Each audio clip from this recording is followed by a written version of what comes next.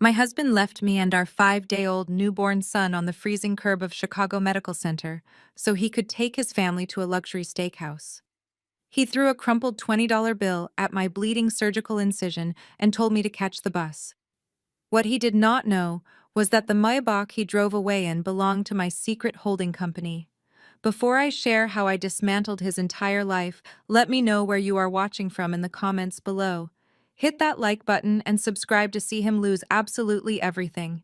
The wind coming off Lake Michigan felt like tiny blades slicing through my thin wool coat. I stood on the concrete sidewalk outside the hospital discharge doors, shifting my weight to protect my freshly stapled abdomen. 5 days ago, I had been sliced open on an operating table to bring my son Miles into the world. Today, I was bleeding through my bandages, shivering uncontrollably, and waiting for my husband Julian to pull the car around. The physical agony radiating from my lower stomach was blinding. Every breath I took sent a sharp tearing sensation through my core. I clutched the heavy car seat tightly to my chest, trying to shield tiny Miles from the brutal winter air. I had spent the last 3 years playing the quiet, submissive, supportive wife who ran a modest online retail shop from the spare bedroom. I let Julian play the big shot general manager at a high-end luxury car dealership. I made myself small so his fragile ego could feel massive. I thought my compliance would buy me a peaceful family life. I was wrong. The sleek midnight black Maybach GLS 600 glided up to the curb, its heavy tires crunching over the salted ice. The tinted passenger window slowly rolled down, releasing a blast of warm, leather-scented air into the freezing afternoon. Julian was in the driver's seat, wearing a tailored navy suit and gripping the steering wheel with an arrogant posture. He did not unlock the doors. He did not put the car in park. He just looked at me with an expression of profound annoyance. "Look, Vivian, the back is completely full," Julian said, his voice completely devoid of any warmth or concern. "Trent just closed a massive cryptocurrency deal, and Mom wants to take all of us to Del Frisco to celebrate. They do not allow newborns in the main dining room. The bus stop is 2 blocks down that way. Use your transit card." I stared at him, my mind struggling to process the sheer audacity of his words. I had just given birth to his child. I was standing in the freezing snow, physically broken, and he was telling me to walk 2 blocks to a bus stop so he could eat an expensive steak. Before I could formulate a response, my mother-in-law Brenda leaned over from the passenger seat. She adjusted her expensive silk scarf, her face twisted into the familiar expression of pious judgment she usually reserved for the pulpit at her church. "Do not look at my son with that ungrateful, nasty expression," Brenda scolded, waving a manicured finger at me. "You need to understand your position in this household. You are on maternity leave, producing zero income. Julian has to carry the massive financial weight of this entire family on his shoulders. Trent just secured a major investment for his virtual currency portfolio. We are going to a high-class establishment to celebrate real, tangible success. Crying babies and exhausted women simply do not belong in fine dining establishments." I shifted my gaze to the back seat. Monique, my chronically unemployed sister-in-law, was busy reapplying her lip gloss in the reflection of her phone screen. Beside her sat Trent, her white husband. Trent was a self-proclaimed crypto investor who loved to appropriate Black culture when it suited him, while simultaneously dropping condescending remarks about our community at every family gathering. Trent leaned forward, resting his forearms on the center console with a smug, highly punchable grin. "Yeah, Vivian. Walking builds character anyway. You should use the time on the bus to listen to a financial literacy podcast. I know wealth management is not exactly a priority in your community, but it might help your little internet shop stay afloat long enough to buy diapers." Monique let out a sharp, mocking laugh. "She probably does not even know what a blockchain is, Trent. Just let her take the bus. My heels are killing me and I am craving a bone and ribeye right now. Julian, tell her to hurry up so we can leave." Julian sighed heavily, acting as though my bleeding, shivering presence was an unbearable burden on his spectacular day. He pulled his leather wallet from his jacket pocket, extracted a single $20 bill, and crumpled it in his fist. He tossed the paper ball out of the window. It landed directly in a dirty puddle of melted snow right next to my boots. Buy a hot coffee while you wait for the bus, Julian said dismissively. Do not call my phone until I get home tonight. I need to network with Trent and discuss investment strategies without you nagging me. He rolled up the tinted window, cutting off the warm air. The Maybach accelerated away from the curb, merging into the heavy Chicago traffic, leaving me completely alone on the sidewalk with my newborn son. I stood there in the bitter cold for a long moment. The physical pain from my incision was radiating down my legs, making it difficult to stand upright. But as I watched the taillights of that luxury SUV disappear into the distance, a strange, beautiful sense of calm washed over me. I did not cry. I did not scream. I did not break down in tears of despair. Instead, the heavy fog of my postpartum exhaustion instantly evaporated, replaced by a cold, surgical clarity. They thought I was a helpless, broke, stay-at-home mother. They thought I was a fragile victim who relied entirely on Julian's salary from the car dealership to survive. They believed the story I had carefully constructed to keep Julian's toxic masculinity satisfied. They did not know that the online retail shop was merely a front. They had no idea that for the past 8 years I had been operating as a highly aggressive commercial real estate developer. They did not know that I owned the majority of the medical plazas and luxury retail spaces on the East Coast.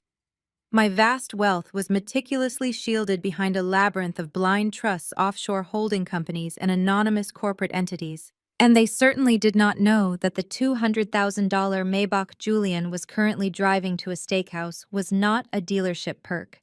It was a corporate fleet vehicle registered directly to one of my top-tier LLCs. I had purchased it in cash, allowing him to drive it simply to keep him quiet.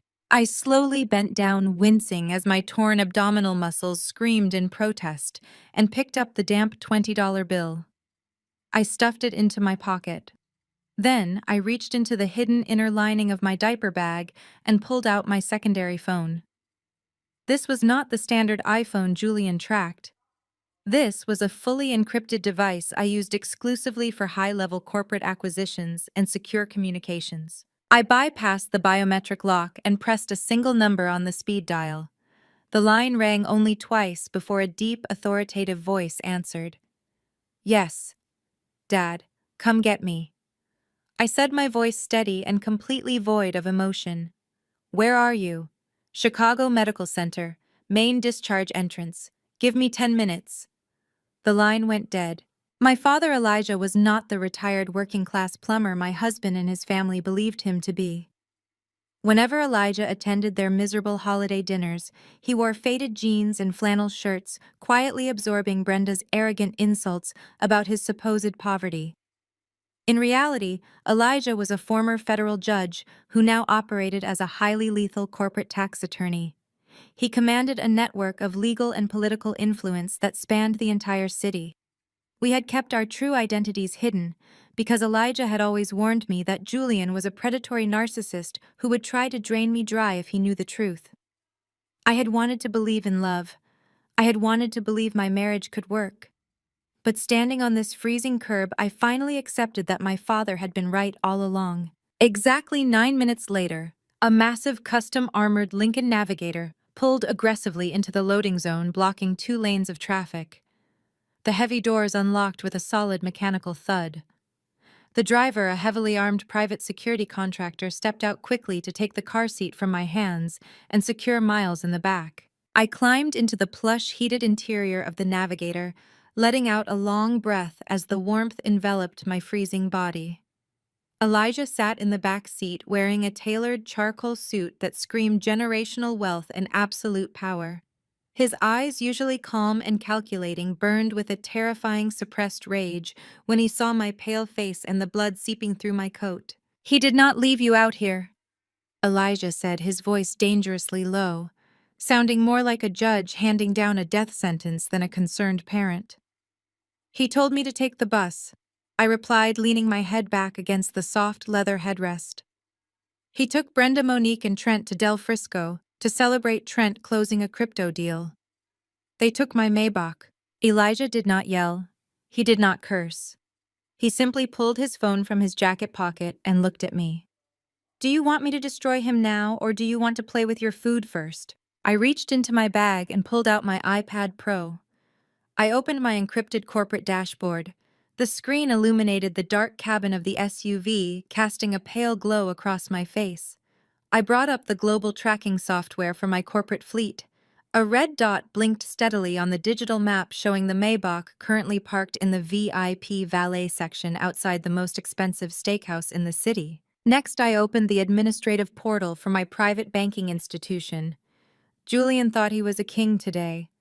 He thought he was going to walk into that restaurant, order thousands of dollars worth of premium Wagyu beef and vintage champagne, and swipe his glossy platinum card to impress his racist brother-in-law and his arrogant mother. He believed he held all the power because he controlled the household account. I looked at my father, a genuine, terrifying smile spreading across my face. "Let them order the food first," I said, tapping the screen to access the specific joint account Julian relied on for his daily expenses. I watched the live transaction ledger. The restaurant had already authorized a temporary hold for a high-end wine purchase. They were getting comfortable. They were laughing at me. They were toasting to their fake success while leaving a bleeding mother in the snow. I hovered my finger over the master control panel. I selected the account linked to Julian's platinum card.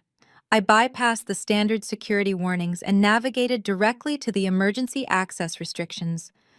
"Let us see how the big provider pays for a $2,000 dinner when I freeze his primary account," I whispered.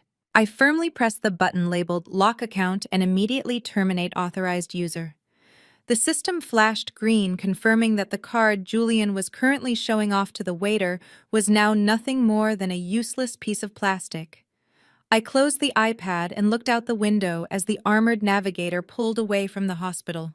The revenge was just beginning, and I was going to ensure they lost absolutely everything. The house was suffocatingly quiet when the digital clock on the nursery wall flipped to 11 at night.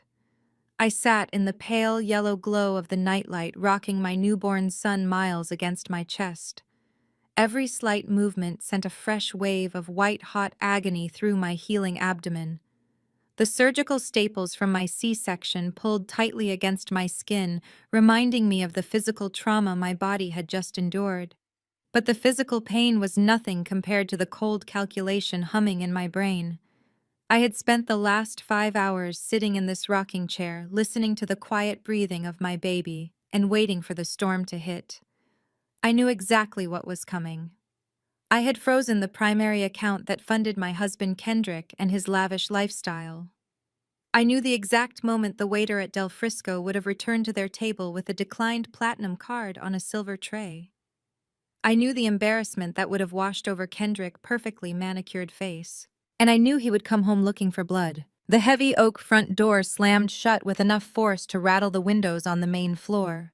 The loud thud was followed immediately by the sound of angry, heavy footsteps stomping across the hardwood foyer. I did not flinch. I carefully adjusted the soft cotton blanket around Miles, holding him securely as the footsteps pounded up the carpeted staircase. The nursery door was violently shoved open, hitting the wall stopper with a loud crack. Kendrick stood in the doorway, breathing heavily. He was still wearing his tailored navy suit, but his tie was loosened and his collar was unbuttoned. He smelled strongly of expensive Scotch cigar smoke and raw fury. His face was flushed red with humiliation. He marched across the room and stood over me, his tall frame casting a dark shadow over the rocking chair. "You forgot to transfer the funds from the joint account." "Did not you?" Kendrick hissed, his voice vibrating with a barely contained rage that made my stomach turn.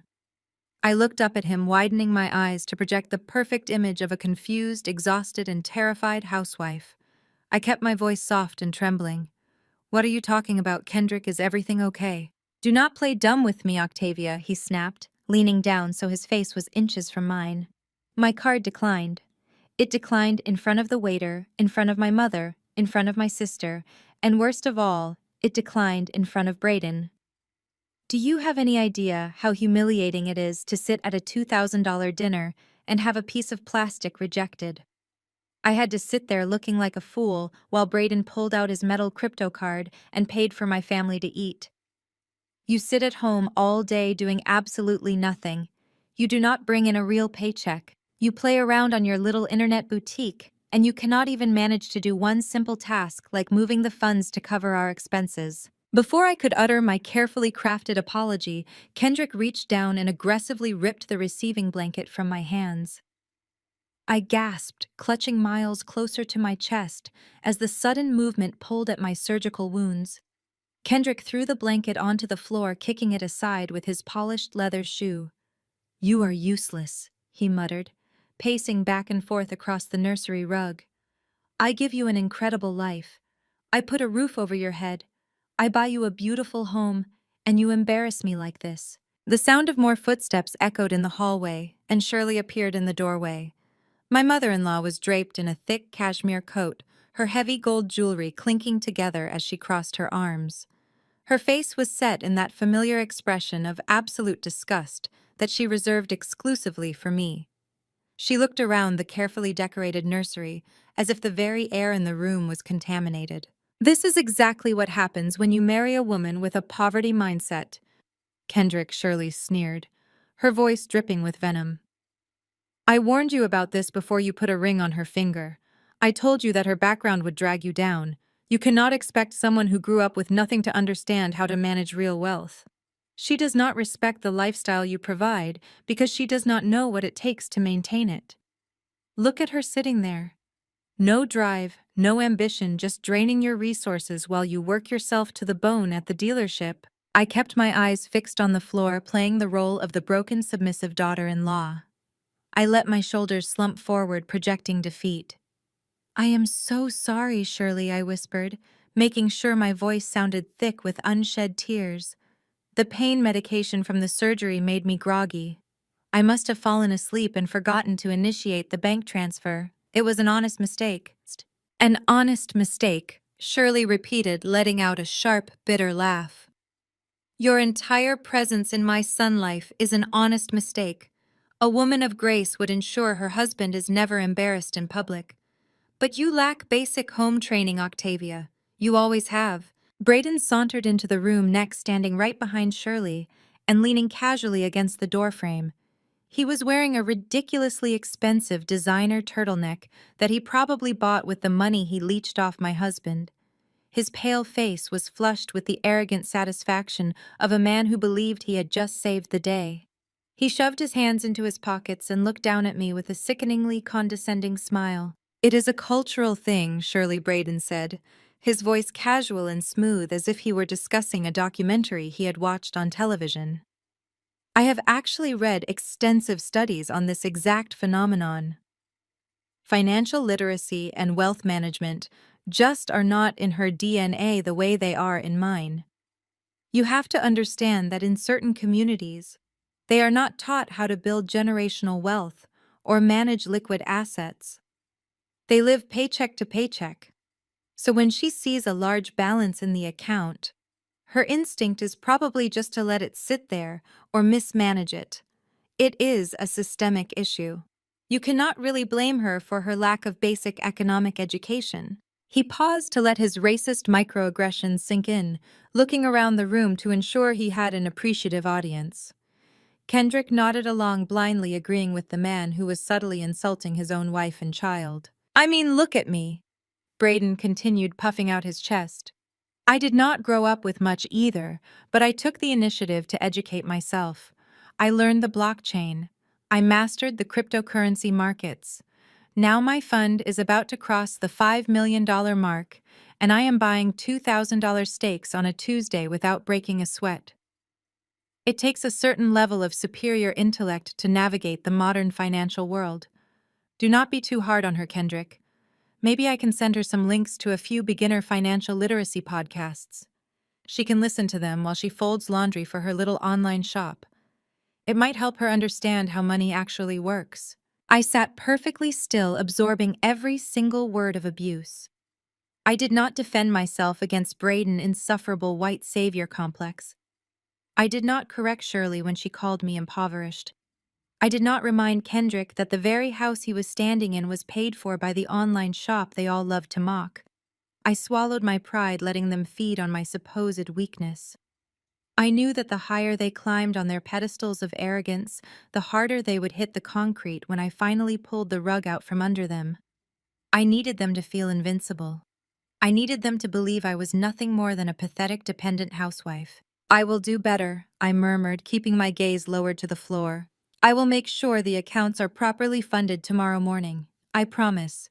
Thank you for paying the bill tonight, Braden. I appreciate you looking out for Kendrick." Braden let out a smug, self-satisfied chuckle. "Anytime, Octavia. Just try to keep up next time. We are operating on a different level here." Kendrick pointed a threatening finger at my face. "You fix the bank transfer the second the bank opens tomorrow morning," he commanded, his voice harsh and unforgiving. "And do not ever embarrass me in front of my family again.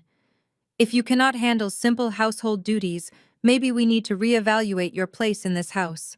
Come on, Mom, Braden. Let us go downstairs and have a drink. I need to wash the stress of this evening out of my mouth." The three of them turned and walked out of the nursery, leaving the door wide open. I listened as their footsteps faded down the hallway and descended the stairs. Only when I heard the distinct clink of crystal glasses coming from the main living room did I finally allow my posture to change. My slumped shoulders straightened. The fake fear evaporated from my eyes, replaced by a cold, calculating stare. I gently laid Miles down in his crib, watching his small chest rise and fall in a peaceful rhythm.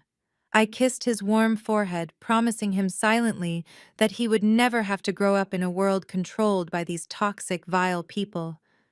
Then I slowly stood up from the rocking chair, gritting my teeth against the searing pain in my stomach. I walked to the nursery door and quietly closed it, shutting out the muffled sounds of their laughter drifting up from downstairs. I needed to stash my secondary encrypted phone before Kendrick came back upstairs for the night. If he found a device he did not recognize, my entire operation would be compromised. I slipped the slim black phone into the pocket of my sweatpants and quietly slipped out of the nursery. Moving with deliberate, agonizing slowness, I crept down the back staircase that led directly from the second floor down to the basement. The basement was dark and freezing cold. The air smelled of damp concrete and old cardboard boxes. I navigated by the faint moonlight spilling through the small ground-level windows. My destination was a heavy metal storage locker tucked away in the deepest corner of the room, directly behind a stack of Kendrick abandoned workout equipment and his massive collection of golf bags. I used this specific spot because Kendrick had not touched his golf clubs since last summer. It was the perfect dead zone. I reached behind the largest golf bag to pull the lockbox forward. As I shifted the heavy leather bag to the side, my foot brushed against something hidden underneath it. I paused, looking down into the shadows. Poking out from beneath the base of the golf bag was the edge of a thick manila envelope. It was completely out of place. Kendrick was meticulously organized with his belongings, and he never kept paper documents in the basement. I frowned, ignoring the pulsing ache in my abdomen, and knelt down on the cold concrete floor. I reached under the bag and pulled the envelope free. It was surprisingly heavy, sealed with thick packing tape. There was no writing on the outside, no return address, no identifying markers of any kind. My instincts sharpened immediately. In the world of high-stakes commercial real estate, you learn to recognize when a document is being deliberately hidden. I broke the tape with my thumbnail and pulled the thick stack of papers out into the dim light. I squinted, reading the bold legal header printed at the top of the first page, Deed of Trust and Promissory Note. I flipped quickly to the second page, my eyes scanning the dense legal jargon and the financial figures laid out in black and white. It was a secondary mortgage agreement. A loan taken out against the equity of this very house. The house that I had secretly purchased with cash through a blind trust and placed in both our names to keep Kendrick's ego intact. I looked at the principal loan amount printed clearly in the center of the page. $600,000. My breath caught in my throat. $600,000 had been borrowed against the equity of my property. I flipped rapidly to the final page of the document, searching for the authorization signatures. There on the bottom line, next to the bright blue stamp of a public notary, was Kendrick's signature scrawled in his usual aggressive handwriting. And right beneath it on the line designated for the CO owner was my name. I stared at the signature for a long time. It spelled out my full legal name, but the handwriting was completely wrong. The loops were too wide, the pressure of the pen was too heavy, and the slant leaned entirely in the wrong direction. It was a blatant, sloppy, amateurish forgery. Kendrick had forged my signature to illegally secure a $600,000 loan against a house he did not even realize I completely owned. I sat there on the freezing basement floor, holding the forged mortgage documents in my hands. The physical pain of my C-section vanished completely, eclipsed by a sudden rush of pure adrenaline. They thought I was a fragile, stupid little housewife with a poverty mindset. They thought they could walk all over me, humiliate me in front of strangers, and steal my wealth right out from under my nose. I carefully folded the documents and placed them inside my secure lockbox, along with my encrypted phone. I locked the metal box and shoved it deep behind the golf bags, hiding the evidence exactly where I found it.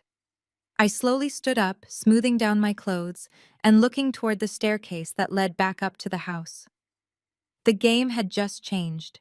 Kendrick had just handed me the key to his own prison cell, and I was going to make sure he and his entire wretched family were locked inside it forever. The next morning arrived with a gray, overcast sky that perfectly matched my mood. I dressed carefully in a simple beige sweater and plain jeans, playing the part of the exhausted new mother. Kendrick was already awake, pacing the kitchen and aggressively yelling into his phone about dealership inventory. I quietly packed my pump bag and told him I was taking Miles to his first pediatrician appointment. Kendrick barely looked up from his coffee mug, just waving me away with a flick of his wrist. He did not ask how I was feeling. He did not offer to carry the heavy car seat. He just turned his back and continued barking orders at whoever was on the other end of the line. I walked out to the driveway and loaded my son into the modest sedan I kept for appearances. As soon as I was clear of our suburban neighborhood, I dialed my father. I told him to assemble his financial team. We had a $600,000 problem to solve. The drive into downtown Chicago took nearly an hour, but the rhythmic hum of the highway helped me focus. I bypassed the public parking garage and pulled directly into the secured underground executive lot of the towering glass skyscraper that housed my father's law firm. A private elevator whisked me up to the 50th floor. The doors slid open to reveal a sprawling expanse of polished marble mahogany walls and floor-to-ceiling windows offering a panoramic view of Lake Michigan. This was the world I actually belonged in. This was the realm of power and consequence that my husband and his parasitic family knew absolutely nothing about. The receptionist recognized me immediately and escorted me straight into the primary boardroom. My father, Harrison, was already seated at the head of a massive granite conference table. He wore a perfectly tailored slate suit, his expression completely unreadable. Beside him sat Marcus, a forensic accountant who had worked for our family trust for over a decade. Marcus was a quiet man who rarely spoke unless it was to deliver devastating financial truths. There were no emotional greetings today. I did not shed a single tear. I set Miles' carrier gently in the corner of the room and placed the thick manila folder on the table. My father opened the folder and spread the forged mortgage documents across the dark stone surface. He traced his finger over the signature that was supposed to be mine. He let out a low sound of absolute disgust. "It is insulting," he said, his voice tight with controlled anger. "Kendrick did not even try to mimic your handwriting. He assumes you are too submissive to ever check the property records. He assumes you will blindly sign whatever he puts in front of you, or in this case, that you will simply never notice a massive lien placed against the home." I sat down and folded my hands on the table. "I do not care about his assumptions," I replied, keeping my voice entirely level. "I care about where the money went. I want to see the entire trail, Marcus. I want every single dollar accounted for." Marcus adjusted his glasses and slid a thick stack of printed banking ledgers toward me. He had already pulled the activity from the joint account and traced the routing numbers connected to the fraudulent loan payout. "The bank disbursed exactly $600,000, Marcus explained, pointing to a highlighted row on the spreadsheet. The funds were immediately split into 3 separate wire transfers to avoid triggering a manual review by the fraud department. The first wire was for $200,000. It was sent to a holding account managed by a local real estate brokerage. I leaned forward, studying the transaction details. What did they buy, Marcus? He flipped to the next page, revealing a property deed. A luxury high-rise condominium located in the South Loop. The deed is registered to a newly formed limited liability company, but the sole managing member of that company is Shirley, my mother-in-law. I sat back in my chair, feeling a cold laugh bubbling in my chest. So that was her secret. For the past month, Shirley had been boasting loudly at her church meetings about a blessing from the Lord. She had been telling all her judgmental prayer group friends that God was elevating her living situation and moving her into a luxury building that better reflected her spiritual standing. She had claimed it was a reward for her lifelong devotion and faithful tithing. The truth was far more sinister. Her divine blessing was literally stolen from the woman she despised. She had taken $200,000 of my money, the money I had earned through years of aggressive commercial real estate investments, and used it to buy herself a palace in the sky. She sat in my nursery last night, calling me impoverished, while holding the keys to a condo she bought with my forged signature. "And the second wire?" I asked, turning my attention back to Marcus. "The second transfer was much larger," Marcus said, his tone turning grim. $300,000 was wired to an offshore digital currency exchange. We tracked the wallet address. It belongs to a proprietary trading algorithm managed by your brother-in-law, Braden. The anger I had been suppressing finally began to surface, making my heart pound hard against my ribs. Braden. The man who constantly belittled my intelligence. The man who stood in my home just hours ago offering to teach me financial literacy. He had built his entire identity around being a self-made cryptocurrency genius. He loved to stand around at our family gatherings holding a glass of expensive bourbon and lecturing the room about how the Black community lacked the discipline to build generational wealth. He loved to attribute his success to his superior intellect and his natural instinct for wealth management. He treated Kendrick like a foolish disciple and treated me like an ignorant charity case. But his entire portfolio was built on a lie. He was not a financial genius. He was a common thief. He had injected $300,000 of my stolen equity into his failing crypto fund to keep his fake operation afloat. He was playing the role of a white savior while secretly leeching off the very Black woman he insulted. My father slammed his hand flat against the granite table, causing the water glasses to vibrate. "It is federal wire fraud," Harrison stated, his voice echoing in the large room. "It is grand larceny, bank fraud, and identity theft. We can have the FBI at their front doors before dinner.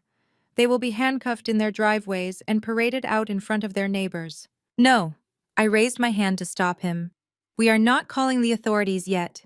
If we arrest them today, Kendrick gets a plea deal for being a first-time offender. Shirley will cry in court and claim she had no idea the money was dirty. Braden will hire an expensive defense attorney and tie this up in litigation for years, claiming it was a legitimate family investment. They will play the victims. I refuse to give them that satisfaction. I want them to climb as high as possible. I want them to feel completely untouchable. When I tear their lives apart, I want it to be so public and so devastating that they can never show their faces in this city again." My father stared at me for a long moment before nodding slowly, respecting the strategy. "Very well," he said. "But we have another problem. We have located $500,000 of the stolen funds. There is still $100,000 missing from the initial loan payout." Marcus cleared his throat and pulled out a final thin folder. He looked unusually hesitant. "I traced the final 100,000, Marcus said quietly. "Kendrick did not wire it to a property or an investment account. He transferred it to a personal checking account and immediately requested a certified cashier check." I looked at the date on the bank statement. The cashier check was issued yesterday, the exact same day I was discharged from the hospital. The exact same day he left me shivering on the curb to go to Del Frisco Steakhouse. "What did he buy with a $100,000 cashier check?" I asked, my voice dropping to a dangerous whisper. My father opened the thin folder. He did not pull out a financial document. He pulled out a glossy color photograph printed on high-quality paper. My private investigator obtained the security footage from the private dining room at the steakhouse last night, Harrison explained. You thought they went there to celebrate Braden closing a cryptocurrency deal. That was the lie they told you. But that was not the purpose of the dinner. I reached across the table and picked up the photograph. The image was a high-resolution still taken from a ceiling-mounted security camera inside the restaurant. The picture showed a large circular mahogany table covered in expensive plates of food, empty champagne flutes and scattered oyster shells. Kendrick was standing at the head of the table. He was not looking at Braden or Shirley. He was holding the hands of a young woman I recognized immediately. She was a 23-year-old blonde receptionist who worked at the front desk of his luxury car dealership. She was wearing a tight red dress and looking up at Kendrick with an expression of pure adoration. Kendrick was slipping a massive, blindingly bright diamond ring onto her left ring finger. I stared at the photograph, my mind completely freezing as the reality of the image washed over me. I looked at the background of the picture. Shirley was sitting in her chair clapping her hands together with a massive joyous smile on her face. Ebony, my chronically unemployed sister-in-law, was holding up her phone, clearly recording the happy moment for social media. Braden was raising a glass of wine in a toast. The entire family was there. They were all celebrating. They were eating premium steaks and drinking imported champagne to celebrate my husband getting engaged to his young receptionist. They had planned this perfectly. While I was lying in a hospital bed being sliced open to deliver Kendrick's son, they were orchestrating his new life. Kendrick had stolen $100,000 of my money from my house to buy a massive diamond engagement ring for his mistress. Shirley knew, Ebony knew, Braden knew. They all sat in my house last night insulting me, degrading my background, and demanding I serve them better while carrying the secret of this engagement. They wanted to force me out into the cold and replace me with a younger, compliant woman who would never question their authority. They thought they had secured their financial future using my forged signature to fund their new houses, their fake businesses, and their shiny new marriages. I carefully placed the photograph back onto the granite table. The betrayal was so absolute, so profound, that it bypassed simple anger and transformed into something entirely different. It became a glorious, terrifying freedom. I no longer had to play the good wife. I no longer had to respect the bonds of family. They had drawn the battle lines, and they had chosen to wage war against a woman they fundamentally misunderstood. I looked at my father, who was watching me with a mixture of deep sorrow and fierce pride. He knew exactly what was happening in my mind. He knew the monster they had just awakened. I reached over and closed the manila folder, sealing the evidence of their destruction inside. I picked up my sleeping son and held him close to my heart. Let them plan the wedding, I said softly, looking down at the photograph one last time. Let them invite the whole church. We are going to let them build their beautiful house of cards all the way to the sky. And then I am going to burn it to the ground. My father stared at the high-resolution photograph on the granite conference table. His hands were planted firmly on the surface, and the veins in his neck pulsed with a barely contained rage. He had spent decades in the federal judiciary dismantling organized crime syndicates and corrupt politicians, but seeing his own daughter betrayed by a mediocre car salesman was pushing him to the edge of his formidable control. He looked up at me, and his voice was a low, dangerous rumble. He laid out the legal mechanism for immediate destruction. He told me he could call the regional director of the Federal Bureau of Investigation right now. He listed the charges with clinical precision, pointing out that Kendrick had committed wire fraud, identity theft, and grand larceny by forging a second mortgage on a property he did not own. He explained that we could have federal agents swarming the luxury car dealership before Kendrick even finished his morning coffee. He wanted Kendrick handcuffed against the hood of a car in front of his employees. He wanted Shirley served with eviction papers by armed marshals before lunch. He wanted Braden crypto operation frozen by the Securities and Exchange Commission by mid-afternoon. I reached across the cold stone table and placed my hand gently over the photograph of Kendrick putting a diamond ring on his mistress. I looked my father directly in the eyes and told him no. I explained that striking them now would be a tactical failure. If we called the authorities today, Kendrick would play the fool. He would hire a defense attorney to claim it was a marital misunderstanding or a clerical error regarding household finances. Shirley would run straight to her church board. She would stand at the pulpit and cry genuine tears, claiming her family was being persecuted by a vindictive daughter-in-law. The congregation would rally around her. They would set up legal defense funds and pray for her strength. Shirley would maintain her social standing by playing the ultimate victim.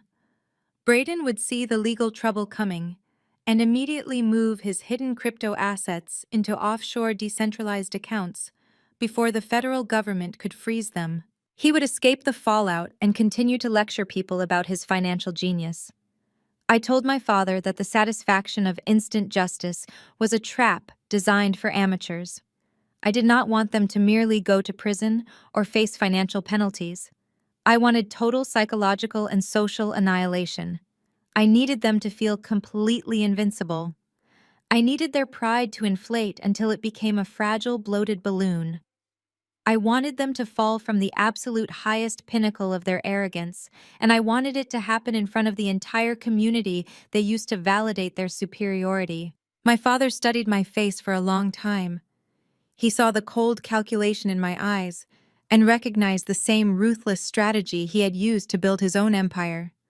He slowly pulled his hands back from the table and nodded, leaning back in his leather chair. He agreed to hold back the federal warrants and let me play my hand. I returned to my house before Kendrick finished his shift at the dealership. I needed to physically transform into the pathetic, helpless victim they all believed me to be. I took off my expensive wool coat and hid my encrypted phone in the basement lockbox.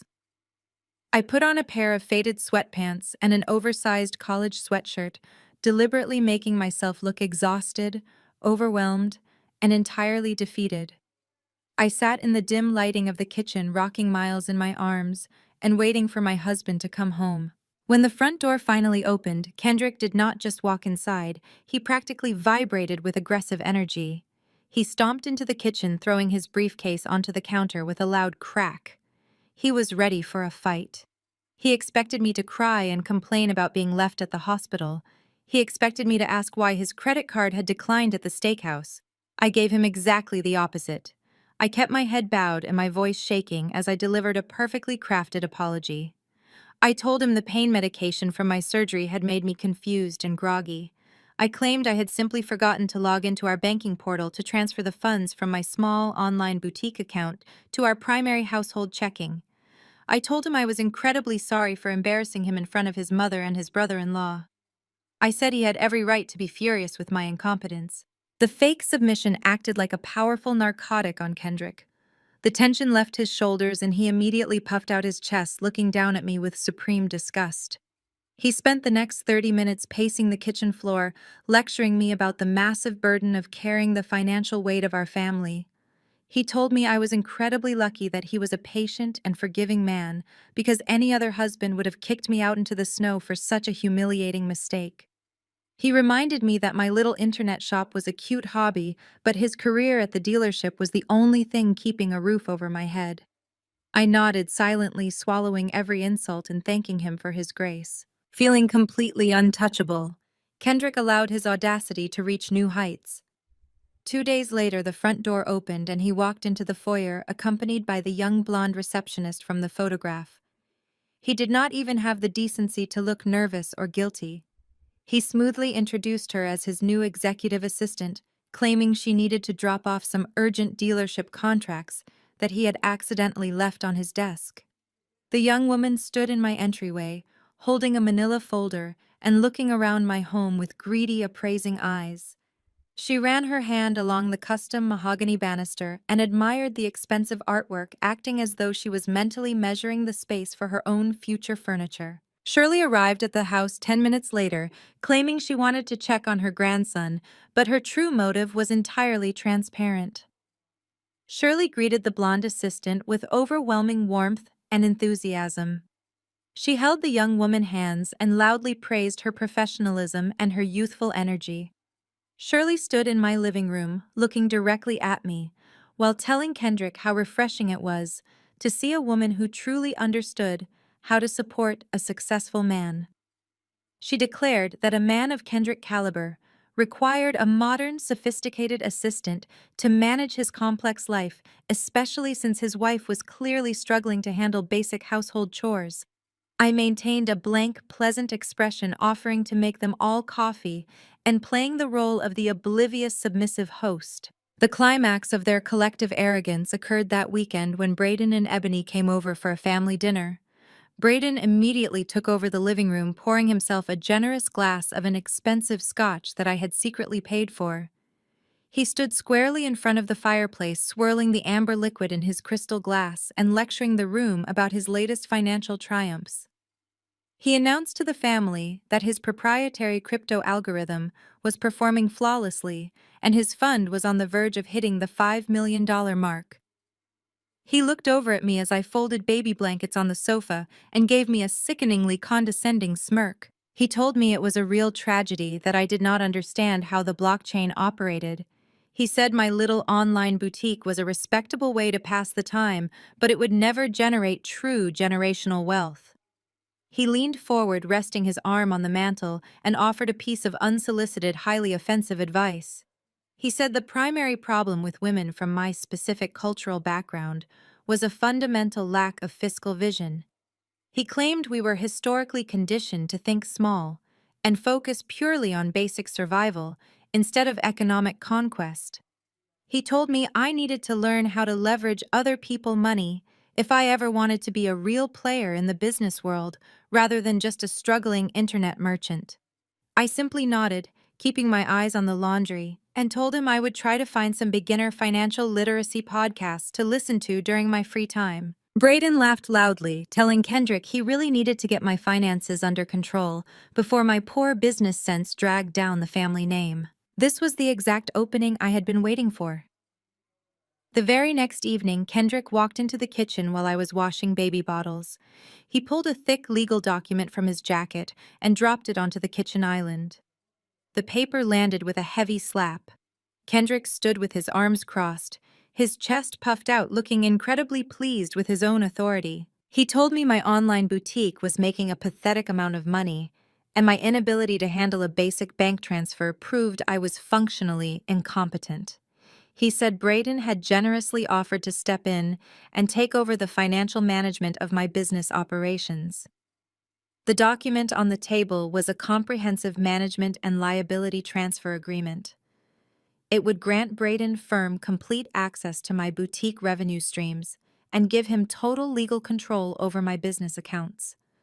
Kendrick framed the hostile takeover as a massive favor to me.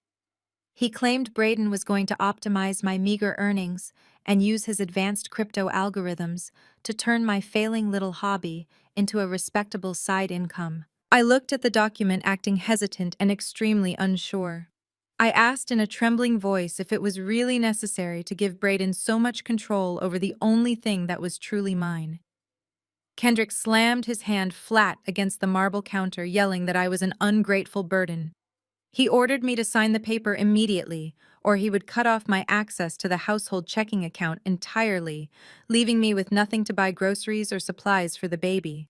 He told me I was far too stupid to realize that Braden was throwing me a lifeline. I picked up the pen with a shaking hand.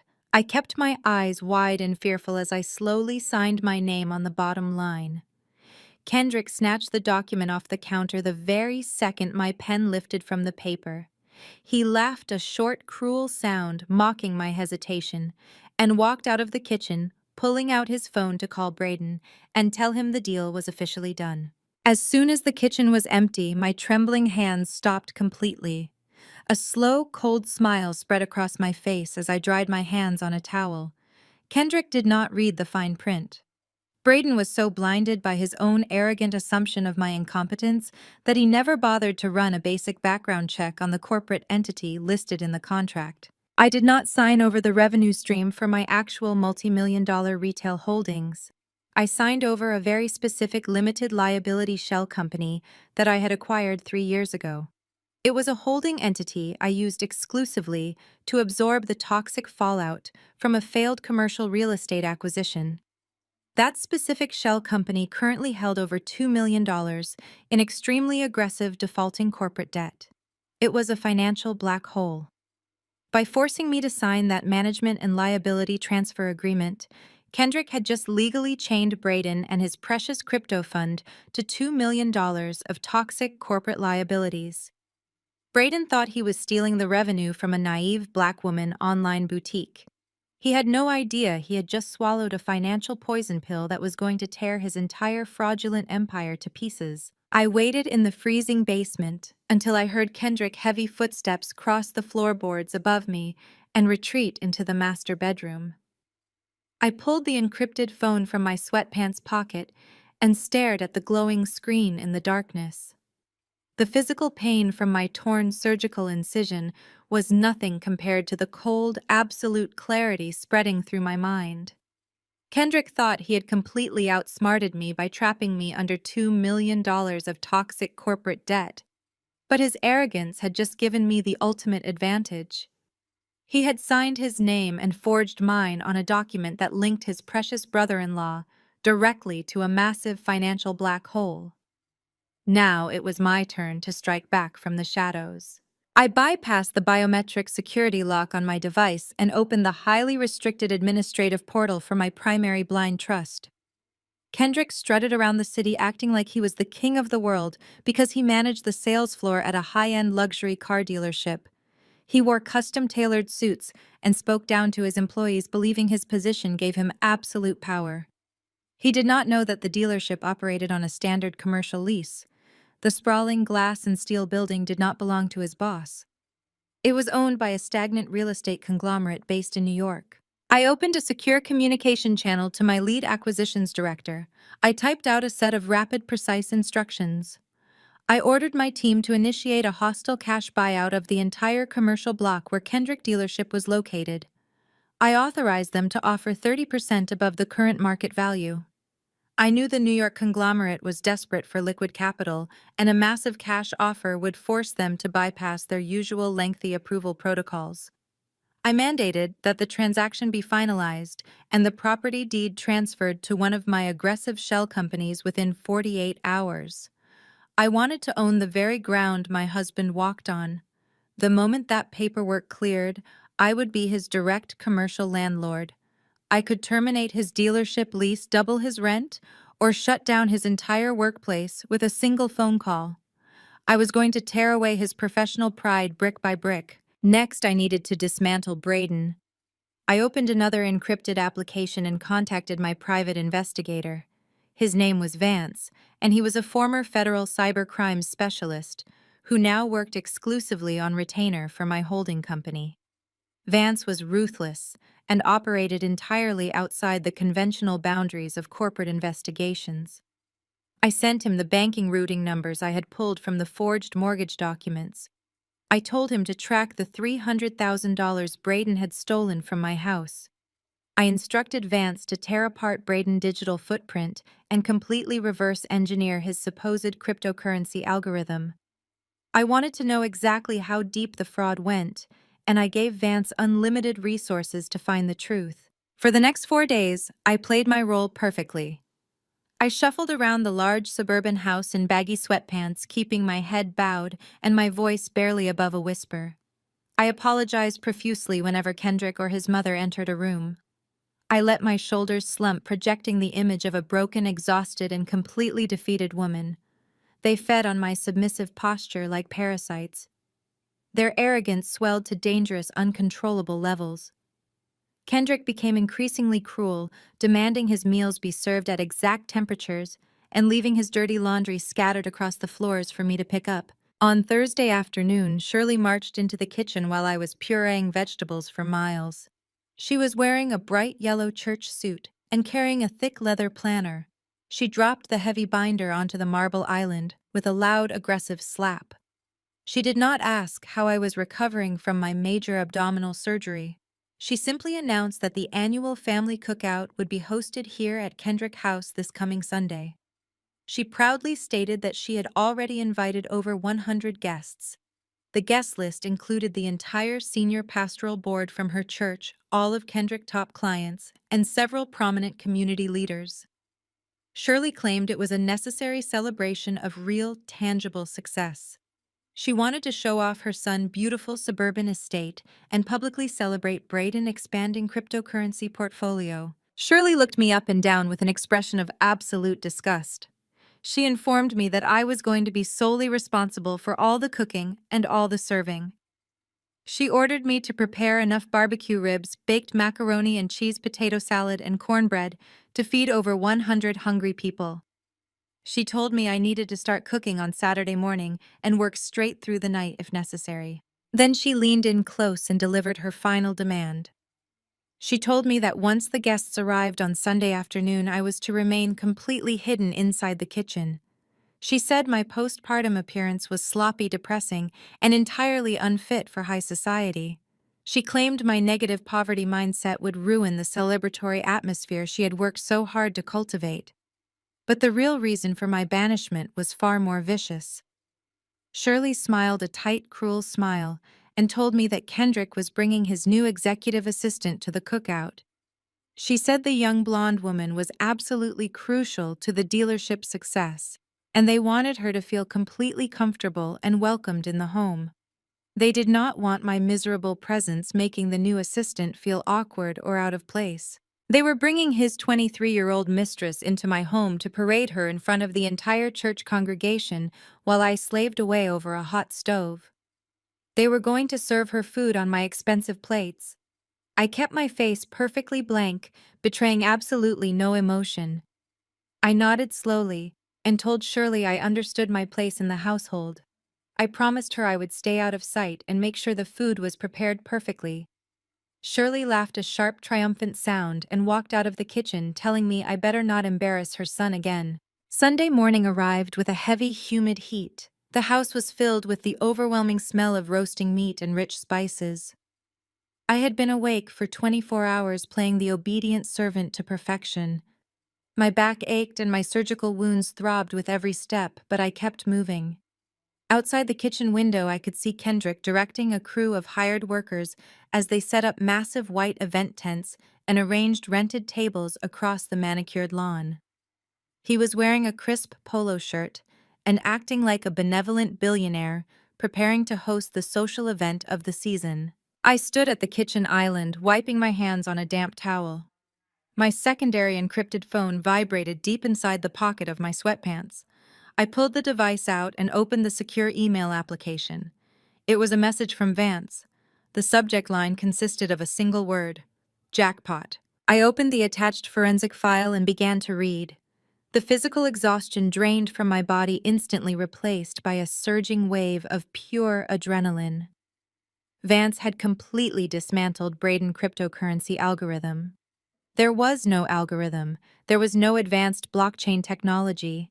There was no $5 million trading fund. Braden was running a massive, illegal federal Ponzi scheme. He was taking money from new investors to pay off the old ones, keeping the fragile illusion of wealth alive, while skimming huge percentages off the top to fund his designer clothes and expensive dinners. But the most spectacular and devastating part of the discovery was where Braden had been getting his primary funding. Vance had traced the incoming wire transfers back to their original sources. Braden had not just stolen the $300,000 from my forged mortgage. He had been actively embezzling money directly from Shirley Church. He had used his smooth-talking charm and Shirley influence to convince the senior pastoral board to let him manage their massive retirement pension fund. Braden had systematically drained millions of dollars from the church elderly congregation, from the widows, and the lifelong devout members who trusted him implicitly. Shirley was throwing a massive, lavish party today to celebrate a man who had stolen the life savings of almost every single guest she invited. The poetic justice was so perfectly profound that it almost took my breath away. I smiled a genuine, beautiful smile as I looked out the window at the white tents. I highlighted the entire forensic report on my screen. I bypassed my personal network to ensure total anonymity and opened a direct, highly secure communication channel to the Enforcement Division of the Securities and Exchange Commission. I attached the banking ledgers, the fake wallet addresses, and the undeniable proof of the stolen church pension funds. I added a detailed note outlining the exact location of the family cookout and providing the names of all the key individuals involved. I pressed send, forwarding the devastating evidence directly to the federal authorities. I checked the digital clock on the kitchen wall. It was exactly 10 in the morning. I knew how federal agencies operated when presented with absolute proof of an ongoing multi-million-dollar fraud targeting a religious institution. I scheduled the anonymous tip to trigger an immediate tactical response. I requested the federal raid to commence at exactly 3 in the afternoon. 3 in the afternoon was the exact time Shirley planned to stand in the center of the yard and deliver her arrogant speech, praising her spectacular family. It was the exact time Kendrick would be holding hands with his blonde mistress in front of the congregation. It was the exact moment they thought they had won everything. I slipped the phone back into my pocket and turned back to the stove. The trap was set, the bait was swallowed, and the countdown to their absolute destruction had officially begun. The afternoon sun beat down on the manicured lawn of my estate, baking the humid air until it felt thick and suffocating. The massive white event tents cast long, sharp shadows across the grass. Over 100 guests had arrived, filling the backyard with the sound of clinking glasses and loud, arrogant laughter. These were the elite members of Shirley Church congregation. They were local politicians, wealthy deacons, and successful small business owners who wore their Sunday best like armor. Women paraded around in elaborate hats and silk dresses, while the men stood in small clusters smoking cigars and adjusting their expensive linen suits. I stood near the edge of the patio, wiping a bead of sweat from my forehead. My oversized t-shirt was stained with barbecue sauce and grease. My C-section scar throbbed with a dull, blinding heat that radiated through my lower back, but I kept my posture rigid. I was the invisible servant in my own kingdom. I watched the crowd with a calm, surgical detachment, noting every face and every interaction. Kendrick was holding court near the center of the yard.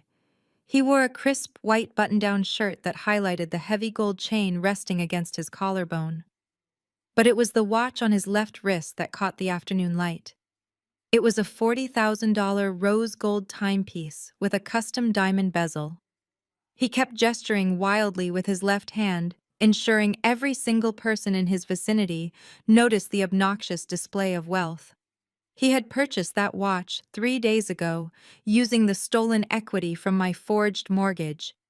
He was literally wearing the evidence of his federal crimes on his wrist while accepting compliments from the senior pastor. Standing directly next to Kendrick was the blonde receptionist from his dealership.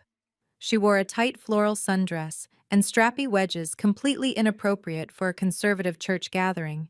She stood so close to my husband that their shoulders touched. Kendrick did not even try to hide her presence.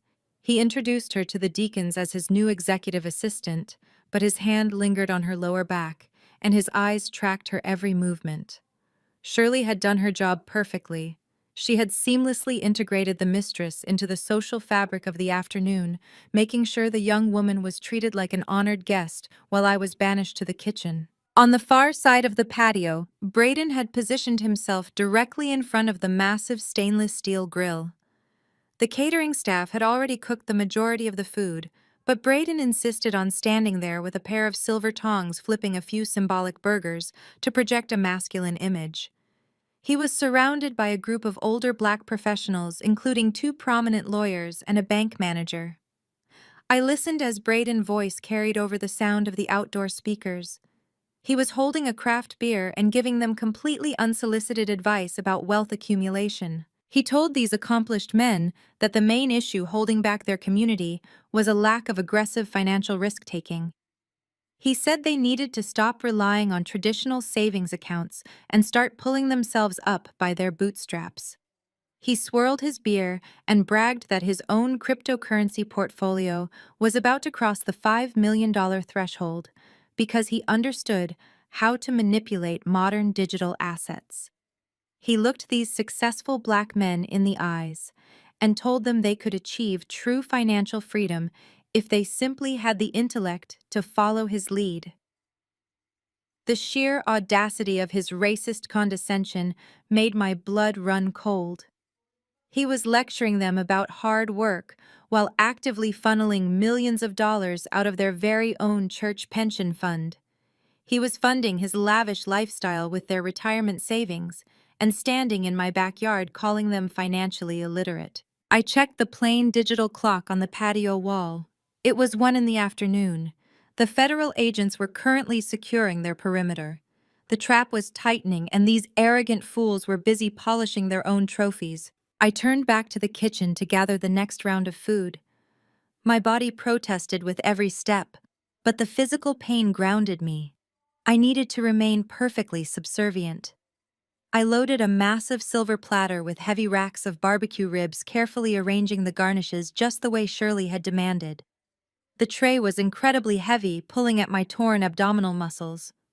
I gritted my teeth and carried it out the back door, stepping into the blinding sunlight. Shirley was seated at the primary VIP table, situated directly beneath the largest white tent. She was flanked by the senior pastor and his wife. Shirley wore a bright purple suit and a matching hat that made her look like royalty holding court. She was laughing loudly at something the pastor had said, projecting the image of a devout, blessed matriarch.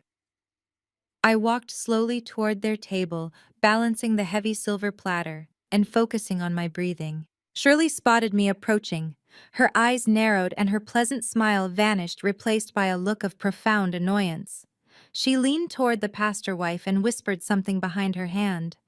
As I reached the edge of the table, I stepped forward to set the platter down on the warming rack. Shirley deliberately shifted her weight. She pushed her heavy wooden chair back with a sudden violent scrape. The solid back of her chair slammed directly into my hip. The impact sent a shockwave of agony through my healing incision. I gasped, losing my balance. The heavy silver platter slipped from my trembling hands. It hit the edge of the table and flipped over. A mountain of sticky barbecue ribs and hot sauce crashed onto the pristine white patio stones. Dark red grease splattered across the hem of Shirley's purple skirt and speckled the pastor-polished shoes. The entire backyard went dead silent. The music seemed to stop. Over 100 conversations ceased simultaneously as every single guest turned to look at the disaster. I stood there clutching my stomach and breathing heavily. "Look at this mess!" Shirley shrieked, her voice cutting through the humid air like a siren. She stood up, brushing at her skirt with exaggerated horror. She looked at me with absolute contempt. "Kendrick, I told you she lacked grace. It is embarrassing. I cannot even host a simple gathering for my church family without this woman ruining the atmosphere." Kendrick marched over, pushing his way through the crowd of silent guests. He looked at the ruined food on the patio and then glared at me. His jaw was clenched tight. He shook his head, leaning in close so only I and the head table could hear his venom. "You are a complete disaster, Octavia," he hissed. "Get on your knees and clean this up before you embarrass me any further." I looked around the yard. The blonde mistress was watching me from across the grass, her hand covering her mouth to hide a smug smile. Braden was shaking his head in mock pity.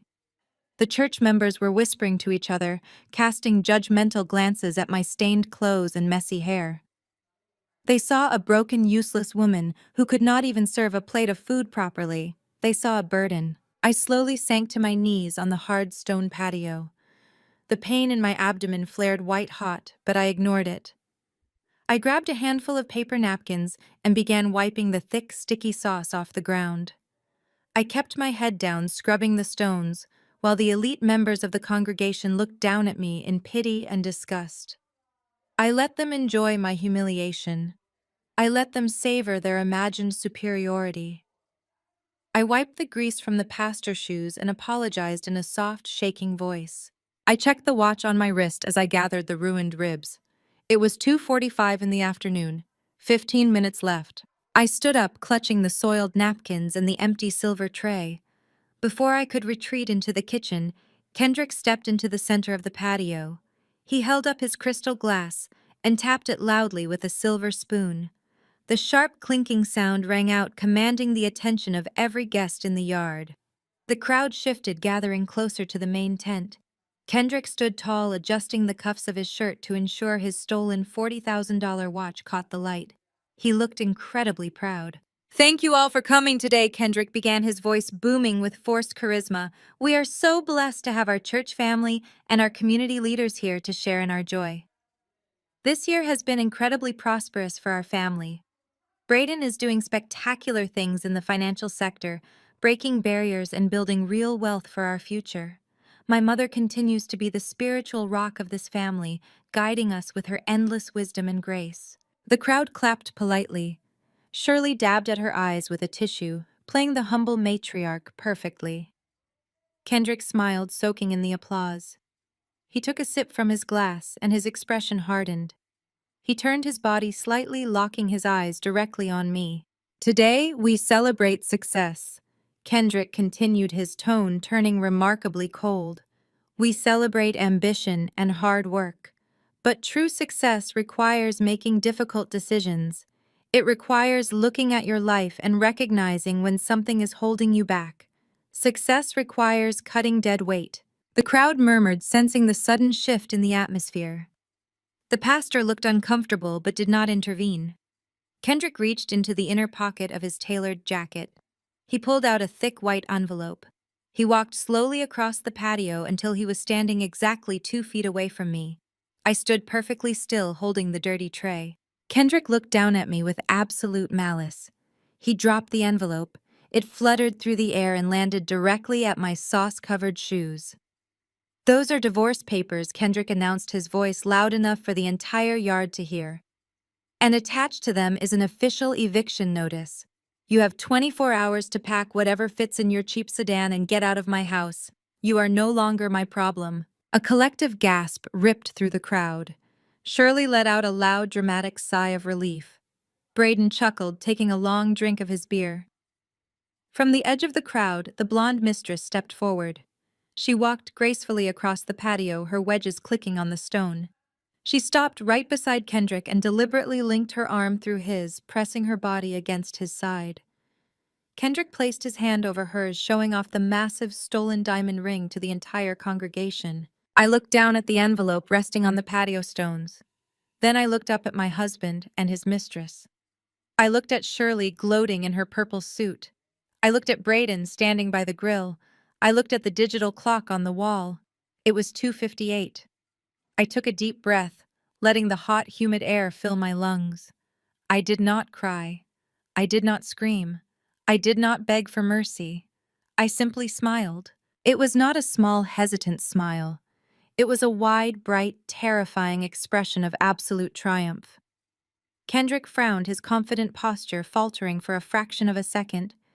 He did not understand why the broken woman he had just publicly destroyed was looking at him like he was a corpse. He opened his mouth to hurl another insult, but the sound died in his throat. From the front of the estate, a loud mechanical crash echoed through the air. The heavy wrought iron security gates had just been forced open. The sound of heavy tires crunching aggressively up the long gravel driveway followed immediately. The guests turned toward the front of the house, murmuring in confusion. Kendrick let go of the mistress' arm and took a step toward the side gate. "What is going on out there?" he demanded, looking at Braden. Braden frowned, setting his beer down on the prep table. "I do not know, man," he said, walking toward the edge of the patio.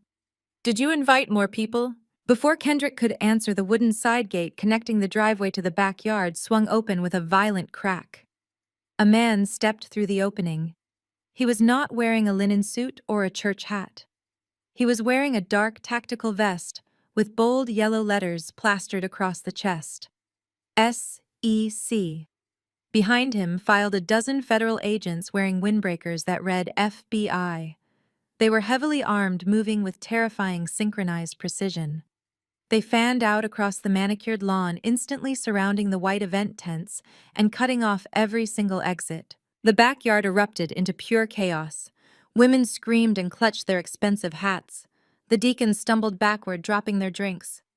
The pastor jumped up from his chair, looking completely horrified. The elite members of the congregation backed away like frightened cattle as the federal agents secured the perimeter. A tall, silver-haired agent walked directly onto the patio, holding a thick stack of manila folders. He bypassed the panicked guests and walked straight toward the grill. Braden's face drained of all color. He looked like he was going to be sick. He took a stumbling step backward, holding his hands up in the air. Braden Thomas, the lead agent, barked, his voice cutting through the screaming crowd. You are under arrest for federal wire fraud, securities fraud, and the operation of an illegal Ponzi scheme. Put your hands behind your back immediately. Braden's legs gave out. He collapsed onto the grass, whimpering, as two agents grabbed him by the shoulders and slammed him against the stainless steel prep table, pulling his arms behind his back. The zip ties clicked shut with a loud, sharp sound. Shirley screamed. It was a high-pitched, hysterical sound of pure terror. She rushed forward, trying to reach Braden, but an agent stepped in her path, holding his hand up to stop her. "Ma'am, step back," the agent ordered. Shirley ignored him, waving her arms wildly. "You cannot do this," she shrieked. "He is a financial genius. He manages the church pension fund. He is a blessed man." The lead agent looked at Shirley with utter disgust. "He does not manage anything, lady. He stole every single dime. Your church pension fund is completely gone.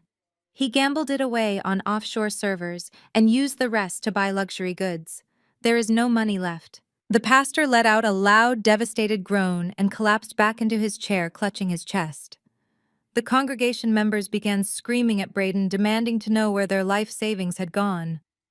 The beautiful, elegant cookout had transformed into a nightmare of federal indictments and ruined lives in less than 60 seconds. I stood quietly amidst the chaos, ignoring the screaming guests and the federal agents. I bent down, wincing slightly at the pain in my stomach, and picked up the white envelope Kendrick had thrown at my feet. I brushed a smudge of barbecue sauce off the cover and walked slowly toward my husband. Kendrick was frozen. His mouth was hanging open and his eyes were wide with absolute terror.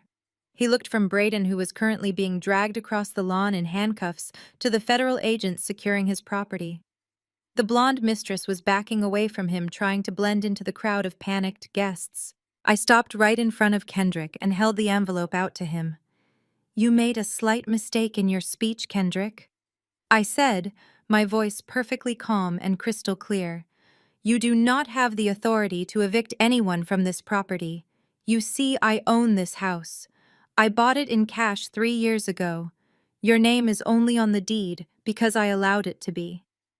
Kendrick stared at me, his brain entirely incapable of processing my words.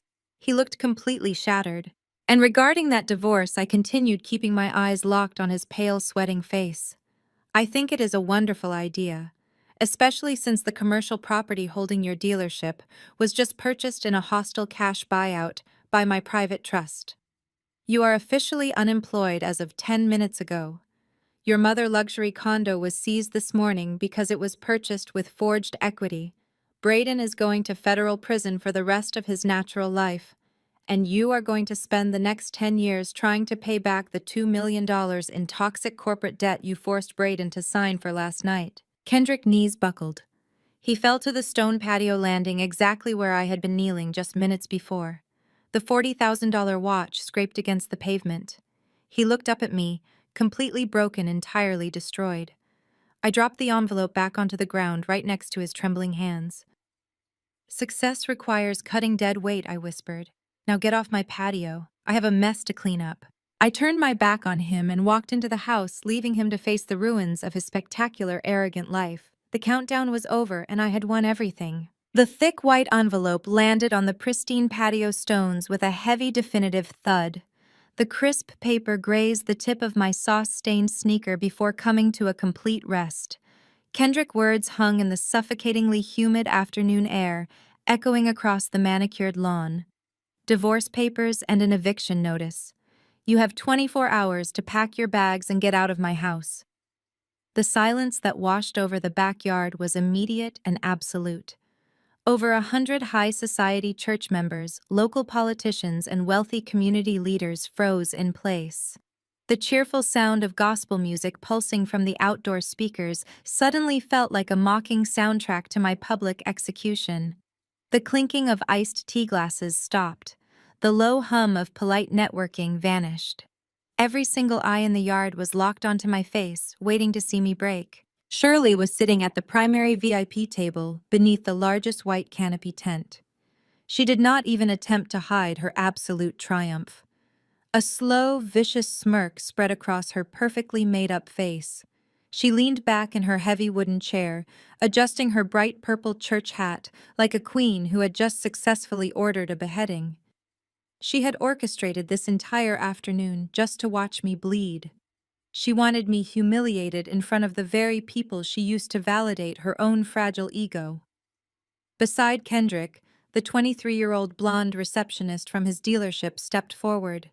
She wore a tight floral sundress that left very little to the imagination, and she linked her bare arm through my husband's arm. She pressed her body against his side, her eyes gleaming with greedy satisfaction as she stared at the dirty, oversized t-shirt and stained apron I was wearing. She thought she had won the grand prize. She thought she was inheriting a kingdom. I stood perfectly still in the center of the patio. The physical pain from my healing surgical incision throbbed a dull, relentless ache radiating through my lower back, but I pushed it down into a dark, compartmentalized corner of my mind. I did not cry. My eyes remained completely dry, and my breathing was slow and measured. I looked down at the divorce papers resting on the stone. Then I looked up at the sea of expectant faces surrounding me.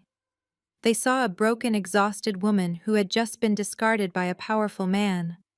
They saw a poverty-stricken charity case who had failed to maintain her position in high society. They were waiting for the tears. They were waiting for the hysterical screaming and the begging. I denied them all, moving with a slow, deliberate grace that seemed to unnerve the people standing closest to me. I reached behind my back. My fingers found the greasy knot of the apron strings. I pulled the loop free. I slipped the heavy, stained fabric over my head and let it fall from my hands. The apron drifted down and landed directly on top of the manila envelope, completely covering the divorce papers and the eviction notice in a layer of sticky red barbecue sauce and grease. It was a silent, profound rejection of their entire theatrical performance. I stepped over the ruined apron and walked away from Kendrick and his mistress. The crowd parted for me instinctively, pulling back as if the cold radiating from my body was a physical force. I did not walk toward the house to pack my bags and hide my shame. I walked directly toward the raised platform on the far side of the lawn where the hired DJ had set up his extensive audio equipment. The DJ, a young guy from the neighborhood with wide, terrified eyes, saw me coming and wisely took a large step back from his mixing board. I reached out and wrapped my hand around the heavy metal microphone resting on his stand. The microphone let out a sharp, high-pitched whine of feedback as I pulled it free, making several guests wince and cover their ears. The yard was so quiet, I could hear the gentle lapping of the water in the swimming pool. I raised the microphone to my lips. My voice, when it boomed through the massive concert-grade speakers, was not shaking. It was not filled with sorrow or desperation. It was smooth, rich, and terrifyingly calm. "I am not going anywhere," I announced, the sound washing over the crowd and echoing off the expensive brick facade of the estate. "But some of you are." I turned my body slowly away from Kendrick, whose confident smirk had instantly frozen into a mask of confused irritation. I did not care about him right now. His destruction was already guaranteed. My eyes scanned the crowd until they locked onto a specific target on the far side of the patio. Braden. My insufferable, arrogant white savior of a brother-in-law. Braden was standing directly in front of the massive stainless steel outdoor grill. For the past 2 hours, he had been holding court, operating the grill with a pair of silver tongs like they were a royal scepter. He was wearing a ridiculously expensive designer linen shirt with the sleeves casually rolled up to project an effortless, affluent vibe. All afternoon, he had been surrounded by a group of highly successful black men, including 2 prominent defense attorneys and a senior branch manager from a national bank. Braden had spent the entire cookout drinking craft beer and loudly lecturing these accomplished professionals about financial literacy. He had been confidently telling them that their community needed to stop relying on traditional, outdated savings methods and learn how to pull themselves up by their bootstraps. He had bragged repeatedly that his exclusive crypto algorithm was outperforming the traditional market and that his private fund was about to cross the $5 million mark. He had treated these brilliant men like naive children who simply lacked his superior intellect. I stared at him from across the yard. The silver tongs in his hand suddenly went perfectly still. "Braden, you love lecturing us on financial literacy," I said, my amplified voice cutting through the humid air with surgical precision. "You have spent the entire afternoon standing in my backyard, telling these hard-working men how to manage their money. You love to talk about your proprietary blockchain technology and your revolutionary algorithms." Braden let out a nervous, forced chuckle. He looked around at the men standing near him, trying to project a casual, dismissive attitude. He raised his beer slightly toward the crowd. "I think Octavia is just a little emotional right now," he called out, trying to project his voice over the murmurs of the crowd. "Nobody likes getting served divorce papers in front of the whole church. Let us just give her some space to cool down. She does not understand how high-level finance works." I did not break eye contact. I took a slow step forward, the microphone gripped tightly in my hand. "I understand high-level finance perfectly, Braden," I replied, my voice echoing like thunder. "What I do not understand is how a financial genius like yourself managed to lose every single dime of the $500,000 pension fund investment that the senior pastoral board entrusted to your firm last month." A collective gasp ripped through the yard, far louder and far more horrified than the one that had followed my eviction notice. The senior pastor, a dignified older man with silver hair, who had been sitting quietly next to Shirley, suddenly stood up from his chair. His face lost all its color. He stared at Braden, his mouth hanging open in absolute shock. The deacons standing near the food tables froze. The entire financial foundation of their church, the retirement savings of hundreds of elderly parishioners, had just been casually dropped into the conversation as a total loss. Braden's face went completely bloodless. The confident tan he sported seemed to turn an ashen gray in a matter of seconds. He opened his mouth to speak, but only a pathetic stuttering sound came out. He looked frantically at Shirley, who was gripping the edge of the VIP table so hard her knuckles were turning white. Shirley jumped to her feet, her purple hat slightly askew. "Turn off that microphone," she shrieked, pointing a trembling finger at the DJ. "She is lying. She is a vindictive, hysterical woman trying to ruin our family because my son is finally leaving her. Do not listen to a word she says." I ignored Shirley entirely, keeping my focus locked on the sweating, terrified man by the grill. "Why do not you explain it to the pastor, Braden?" I continued, my tone conversational but merciless. "Why do not you explain to him why the church pension money is not sitting in a secure crypto blockchain ledger, but is instead sitting in a decentralized offshore account registered in the Cayman Islands under a shell company that you set up 3 weeks ago? Why do not you explain the exact routing numbers you used to siphon 20% of their retirement funds to pay off your massive gambling debts?" The silence in the yard was violently broken. The pastor took a heavy, stumbling step toward the grill. "Braden," he demanded, his voice shaking with a mixture of rage and terror. "Braden, look at me. Is she telling the truth? Where is the pension fund? Where is the church money?" Braden dropped the silver tongs. They clattered loudly against the stone patio. He backed up, pressing his spine against the hot metal of the grill.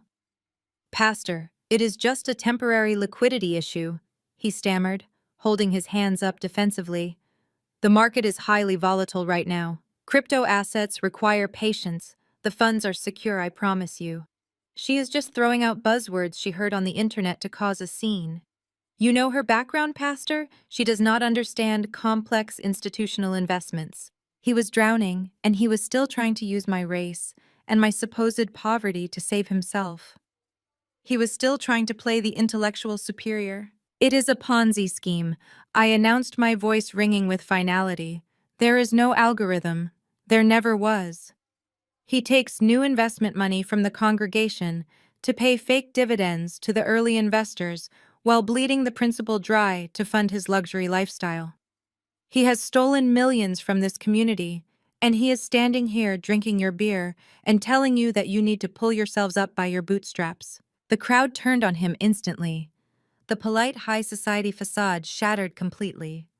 Men and women began shouting, surging forward toward the patio. The two black attorneys who had been politely listening to Braden racist lectures just moments before stepped forward, blocking his path to the side gate. Shirley was screaming hysterically, trying to push her way through the angry parishioners to reach her son-in-law. Kendrick had completely abandoned his new mistress and was staring at Braden in horror, realizing that his own financial reputation was about to be dragged down into the mud. The beautiful catered cookout had descended into a chaotic hostile mob, demanding answers for their stolen life savings. I stood calmly by the DJ booth watching the destruction of their perfect afternoon. The screaming and shouting grew louder, reaching a fever pitch as the pastor demanded Braden show him the account ledgers on his phone immediately. Braden was shaking uncontrollably, tears of panic welling in his eyes, as he realized there was no way out of the corner I had backed him into. Then the heavy, aggressive crunch of thick tires on gravel cut through the shouting. The sound was loud enough and violent enough to make the angry crowd pause and turn toward the front of the estate. From the street, a massive black armored SUV accelerated without warning. It did not stop at the intercom box. It did not wait for the security code. The heavy, reinforced steel bumper of the lead vehicle smashed directly through the decorative wrought iron front gates of my property. The metal screamed and buckled, tearing off the hinges as the SUV plowed through the entrance, followed immediately by three identical black vehicles. They tore up the long paved driveway, crushing Shirley carefully planted flower beds and skidding to a harsh diagonal halt right at the edge of the manicured backyard lawn. The doors of the SUVs flew open simultaneously. Over a dozen federal agents poured out into the afternoon heat. They were not wearing suits. They were wearing dark tactical gear, heavy Kevlar vests, and thick boots. Bright yellow letters were plastered across their backs and chests reading FBI and SEC. They moved with terrifying coordinated speed, unholstering their weapons and fanning out across the grass, cutting off every single possible exit from the patio. "Federal agents, nobody move!" A commanding voice roared through a bullhorn. The entire congregation froze in absolute terror. Women shrieked and dropped to the ground. The deacons threw their hands in the air.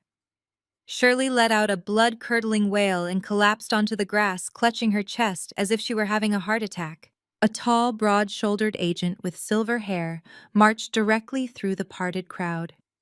He did not look at the pastor. He did not look at Kendrick or the crying mistress. He walked straight toward the smoking barbecue grill.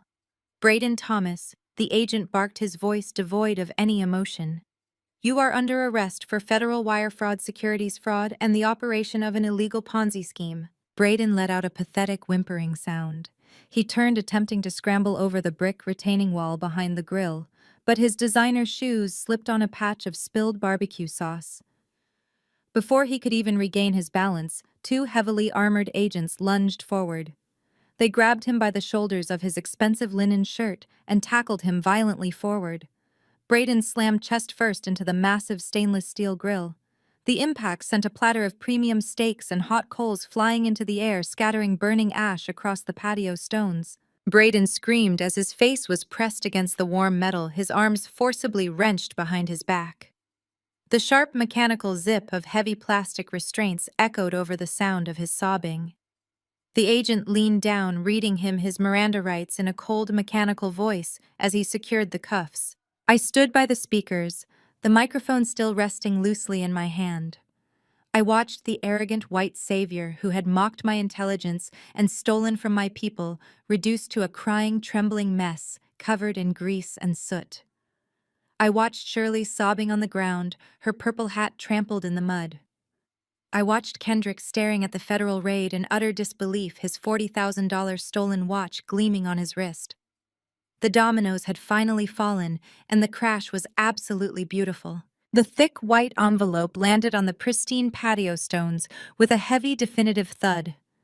The crisp paper grazed the tip of my sauce-stained sneaker before coming to a complete rest. Kendrick's words hung in the suffocatingly humid afternoon air, echoing across the manicured lawn. "Divorce papers and an eviction notice. You have 24 hours to pack your bags and get out of my house. The silence that washed over the backyard was immediate and absolute. Over 100 high society church members, local politicians, and wealthy community leaders froze in place. The cheerful sound of gospel music pulsing from the outdoor speakers suddenly felt like a mocking soundtrack to my public execution. The clinking of iced tea glasses stopped. The low hum of polite networking vanished. Every single eye in the yard was locked onto my face, waiting to see me break. Shirley was sitting at the primary VIP table beneath the largest white canopy tent. She did not even attempt to hide her absolute triumph. A slow, vicious smirk spread across her perfectly made-up face. She leaned back in her heavy wooden chair, adjusting her bright purple church hat like a queen who had just successfully ordered a beheading. She had orchestrated this entire afternoon just to watch me bleed. She wanted me humiliated in front of the very people she used to validate her own fragile ego. Beside Kendrick, the 23-year-old blonde receptionist from his dealership stepped forward. She wore a tight floral sundress that left very little to the imagination, and she linked her bare arm through my husband's arm. She pressed her body against his side, her eyes gleaming with greedy satisfaction as she stared at the dirty, oversized t-shirt and stained apron I was wearing. She thought she had won the grand prize. She thought she was inheriting a kingdom. I stood perfectly still in the center of the patio. The physical pain from my healing surgical incision throbbed with a dull, relentless ache radiating through my lower back, but I pushed it down into a dark, compartmentalized corner of my mind. I did not cry. My eyes remained completely dry and my breathing was slow and measured. I looked down at the divorce papers resting on the stone. Then I looked up at the sea of expectant faces surrounding me. They saw a broken, exhausted woman who had just been discarded by a powerful man. They saw a poverty-stricken charity case who had failed to maintain her position in high society. They were waiting for the tears. They were waiting for the hysterical screaming and the begging. I denied them all, moving with a slow, deliberate grace that seemed to unnerve the people standing closest to me. I reached behind my back. My fingers found the greasy knot of the apron strings. I pulled the loop free. I slipped the heavy stained fabric over my head and let it fall from my hands. The apron drifted down and landed directly on top of the manila envelope, completely covering the divorce papers and the eviction notice in a layer of sticky red barbecue sauce and grease.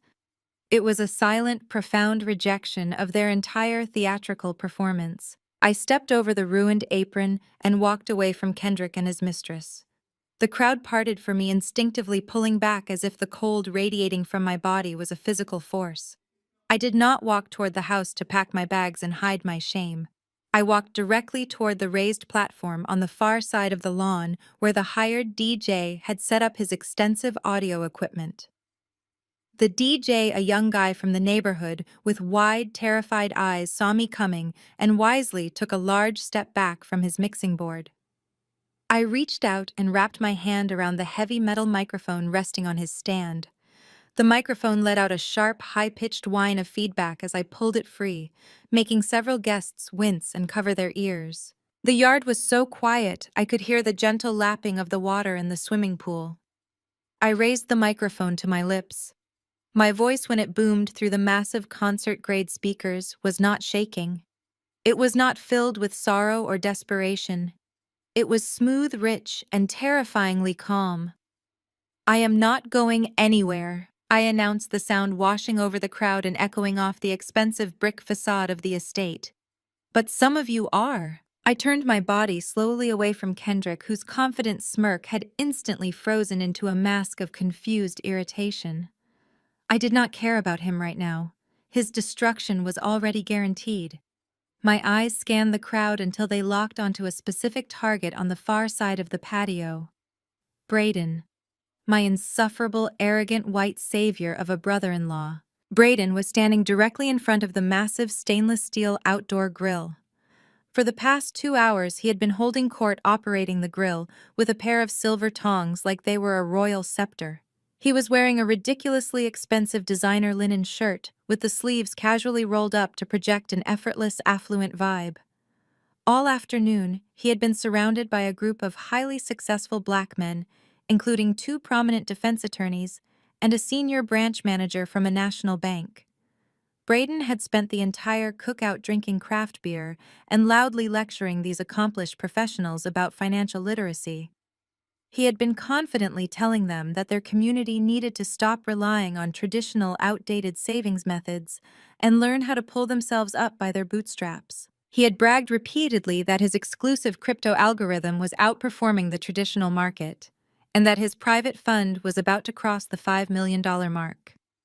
He had treated these brilliant men like naive children who simply lacked his superior intellect. I stared at him from across the yard.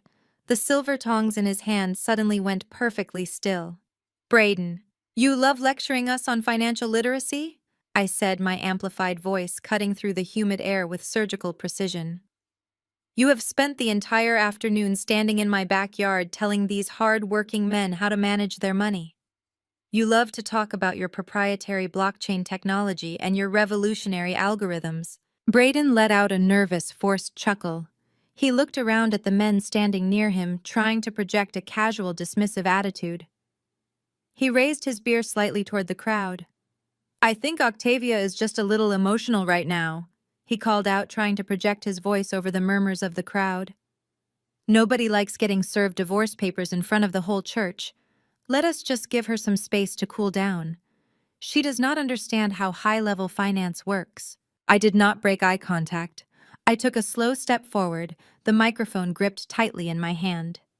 "I understand high-level finance perfectly, Braden," I replied, my voice echoing like thunder. "What I do not understand is how a financial genius like yourself managed to lose every single dime of the $500,000 pension fund investment that the senior pastoral board entrusted to your firm last month." A collective gasp ripped through the yard, far louder and far more horrified than the one that had followed my eviction notice.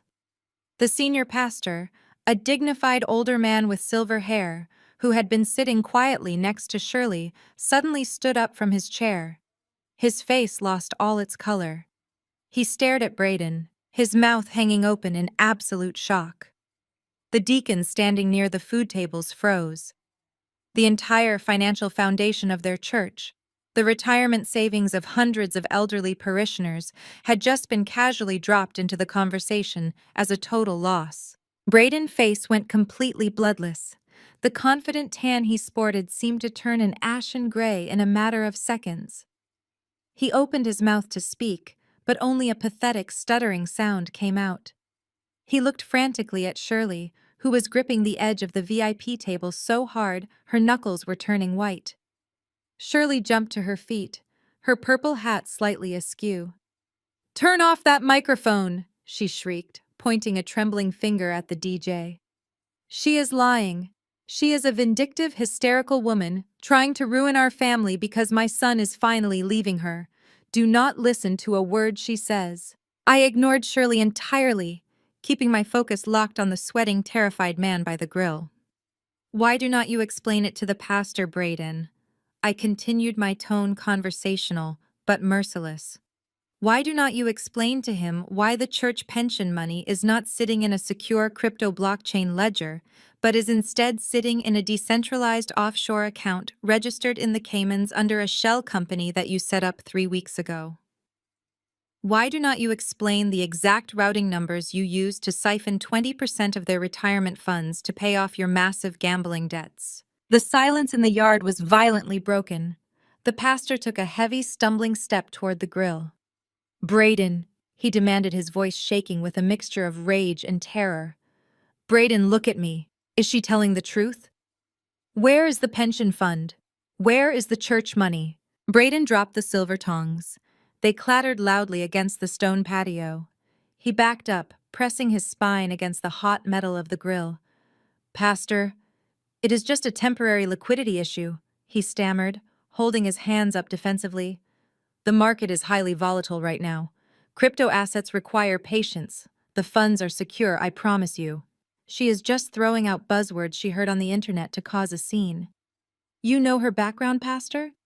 She does not understand complex institutional investments. He was drowning, and he was still trying to use my race and my supposed poverty to save himself. He was still trying to play the intellectual superior. It is a Ponzi scheme, I announced, my voice ringing with finality. There is no algorithm. There never was. He takes new investment money from the congregation to pay fake dividends to the early investors while bleeding the principal dry to fund his luxury lifestyle. He has stolen millions from this community, and he is standing here drinking your beer and telling you that you need to pull yourselves up by your bootstraps. The crowd turned on him instantly. The polite high society facade shattered completely. Men and women began shouting, surging forward toward the patio. The two black attorneys who had been politely listening to Braden racist lectures just moments before stepped forward, blocking his path to the side gate. Shirley was screaming hysterically, trying to push her way through the angry parishioners to reach her son-in-law. Kendrick had completely abandoned his new mistress and was staring at Braden in horror, realizing that his own financial reputation was about to be dragged down into the mud. The beautiful catered cookout had descended into a chaotic, hostile mob, demanding answers for their stolen life savings. I stood calmly by the DJ booth, watching the destruction of their perfect afternoon. The screaming and shouting grew louder, reaching a fever pitch as the pastor demanded Braden show him the account ledgers on his phone immediately. Braden was shaking uncontrollably, tears of panic welling in his eyes as he realized there was no way out of the corner I had backed him into. Then the heavy, aggressive crunch of thick tires on gravel cut through the shouting. The sound was loud enough and violent enough to make the angry crowd pause and turn toward the front of the estate. From the street, 4 massive black armored SUVs accelerated without warning. They did not stop at the intercom box. They did not wait for the security code. The heavy reinforced steel bumpers of the lead vehicles smashed directly through the decorative wrought iron front gates of the property. The metal screamed and buckled, tearing off the hinges as the SUVs plowed through the entrance. They tore up the long paved driveway, crushing Shirley carefully planted flower beds and skidding to a harsh diagonal halt right at the edge of the manicured backyard lawn. The doors of the SUVs flew open simultaneously. Over a dozen federal agents poured out into the afternoon heat. They were not wearing suits. They were wearing dark tactical gear, heavy Kevlar vests, and thick boots. Bright yellow letters were plastered across their backs and chests. They moved with terrifying coordinated speed, unholstering their weapons and fanning out across the grass, cutting off every single possible exit from the patio. "Federal agents, nobody move!" A commanding voice roared through a bullhorn. The entire congregation froze in absolute terror. Women shrieked and dropped to the ground. The deacons threw their hands in the air. Shirley let out a blood-curdling wail and collapsed onto the grass, clutching her chest as if she were having a heart attack. A tall, broad-shouldered agent marched directly through the parted crowd. He did not look at the pastor. He did not look at Kendrick or the crying mistress. He walked straight toward the smoking barbecue grill. "Braden Thomas," the agent barked, his voice devoid of any emotion. "You are under arrest for federal wire fraud, securities fraud, and the operation of an illegal Ponzi scheme." Braden let out a pathetic whimpering sound. He turned, attempting to scramble over the brick retaining wall behind the grill, but his designer shoes slipped on a patch of spilled barbecue sauce. Before he could even regain his balance, 2 heavily armored agents lunged forward. They grabbed him by the shoulders of his expensive linen shirt and tackled him violently forward. Braden slammed chest first into the massive stainless steel grill he had been guarding all afternoon.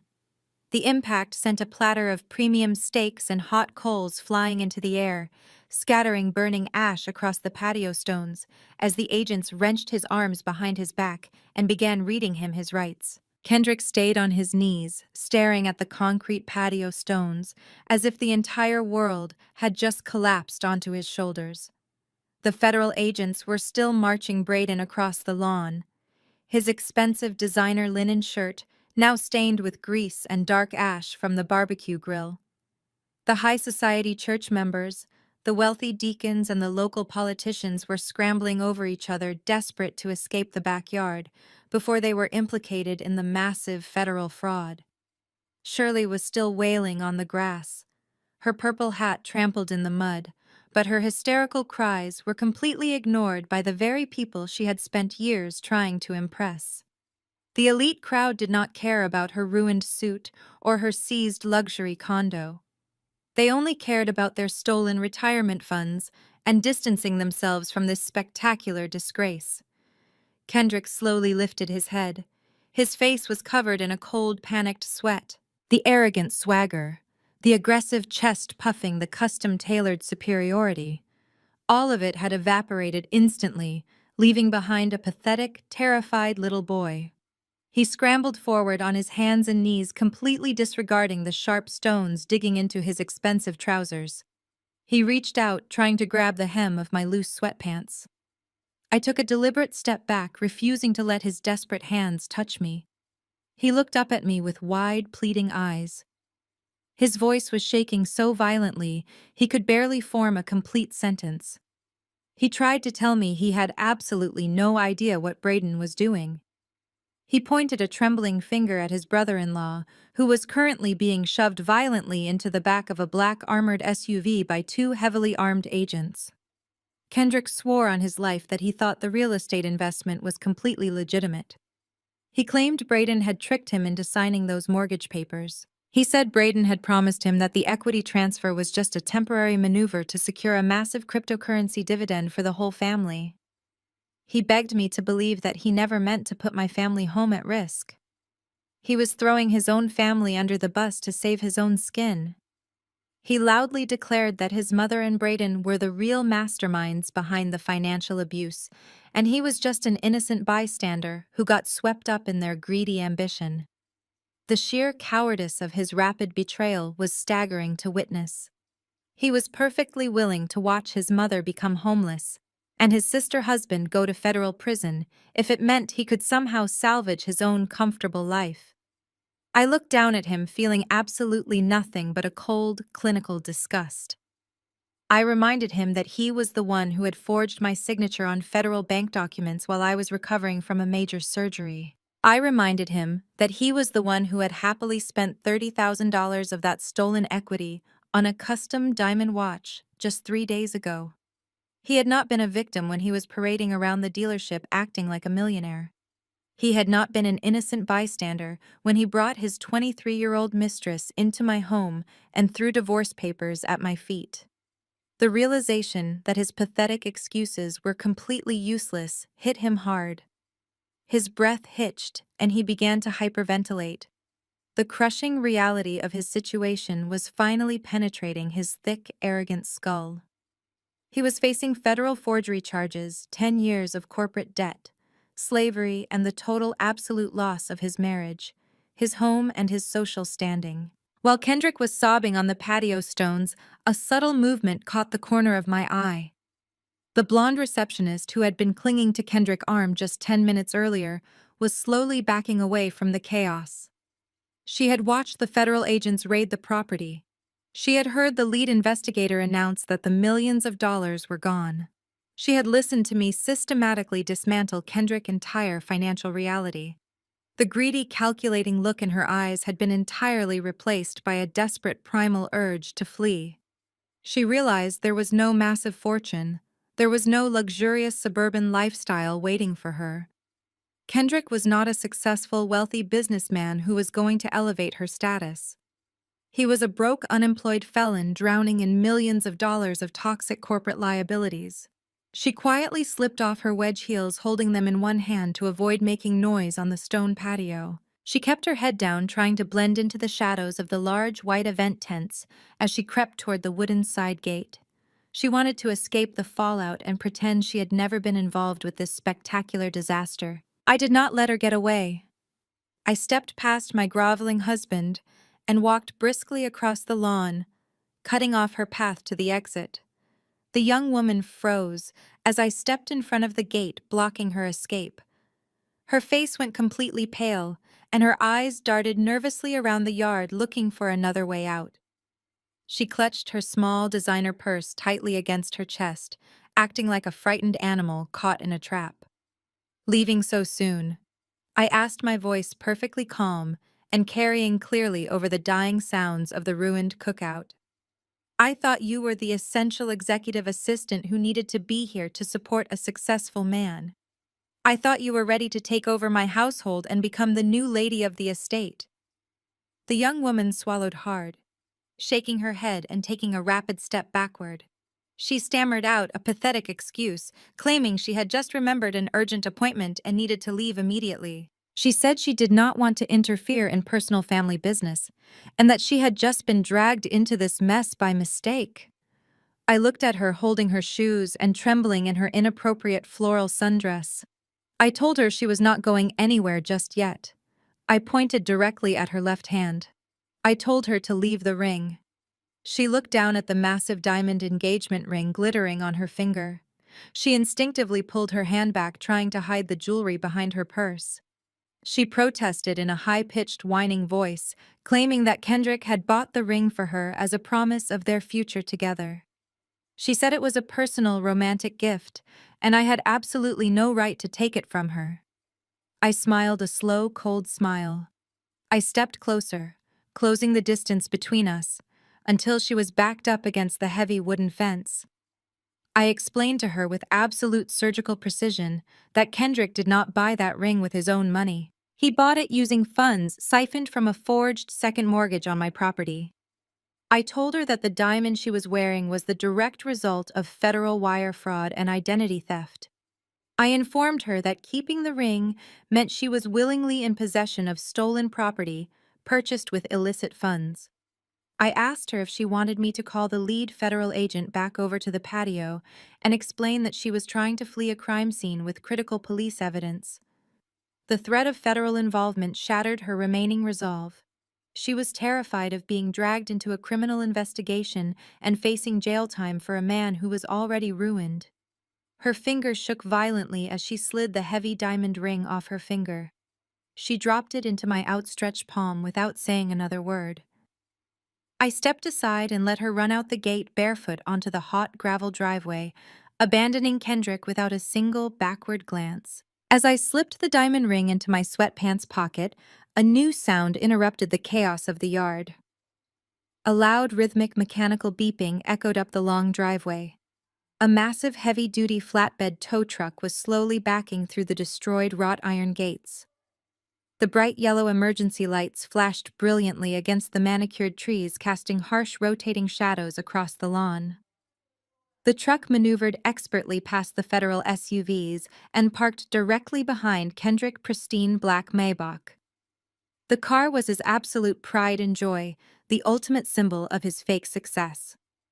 The tow truck driver, a burly man in a neon vest, hopped out of the cab and immediately began unspooling a thick steel winch cable. He walked straight to the front of the luxury vehicle and knelt down to attach the heavy metal hooks to the undercarriage. The metallic, clanking sound snapped Kendrick out of his hysterical sobbing. He scrambled up from the patio stones, his eyes wide with renewed panic. His car was the last piece of his identity, and he could not bear to lose it.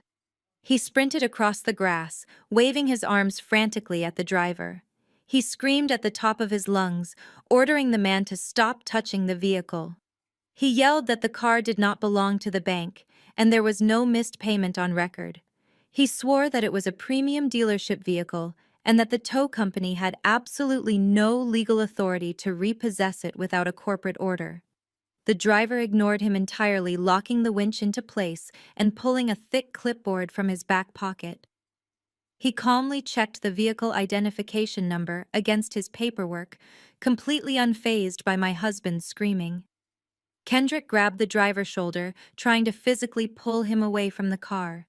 He yelled that he was the general sales manager of the luxury dealership and he would have the driver fired and sued for property damage if he did not release the Maybach immediately. The driver simply brushed Kendrick's hand away and pointed toward the patio.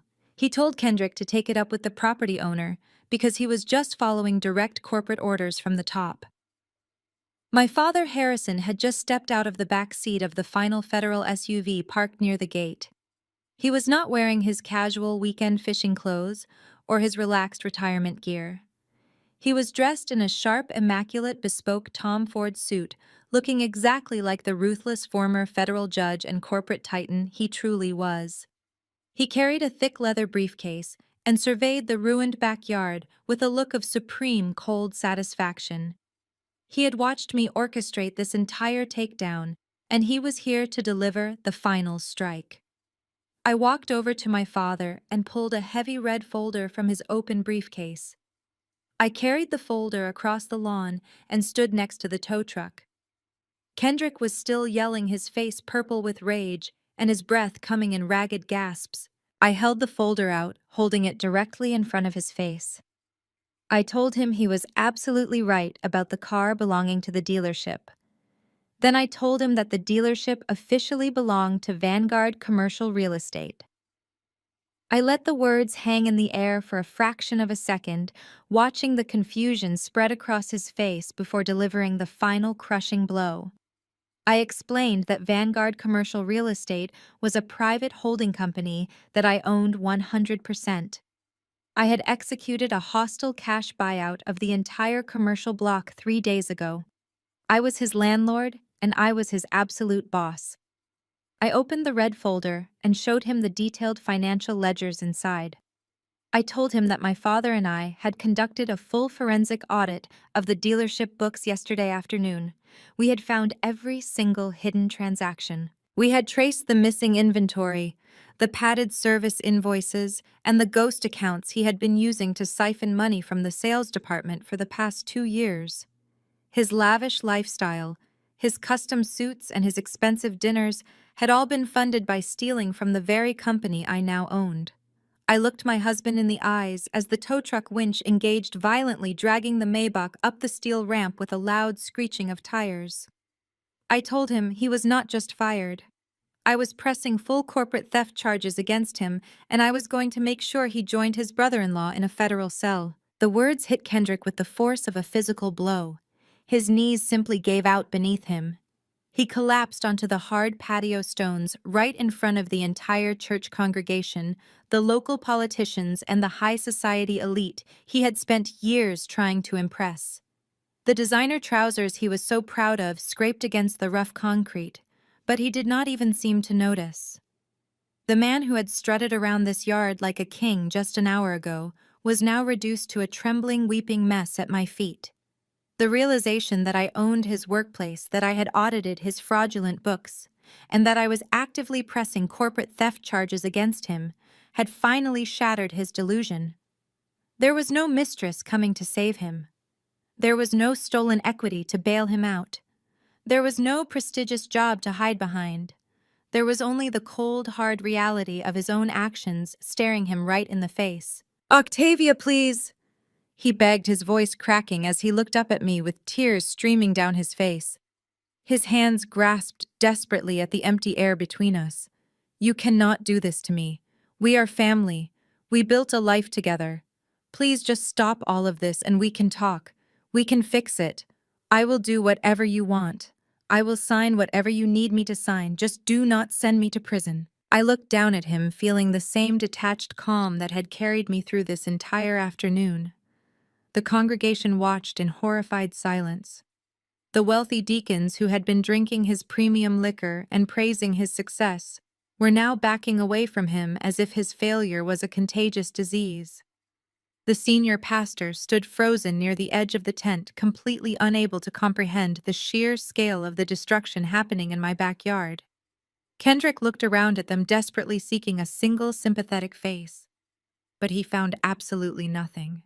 The people he had tried to impress, the people he had stolen from me to entertain, were looking at him with pure, unadulterated disgust.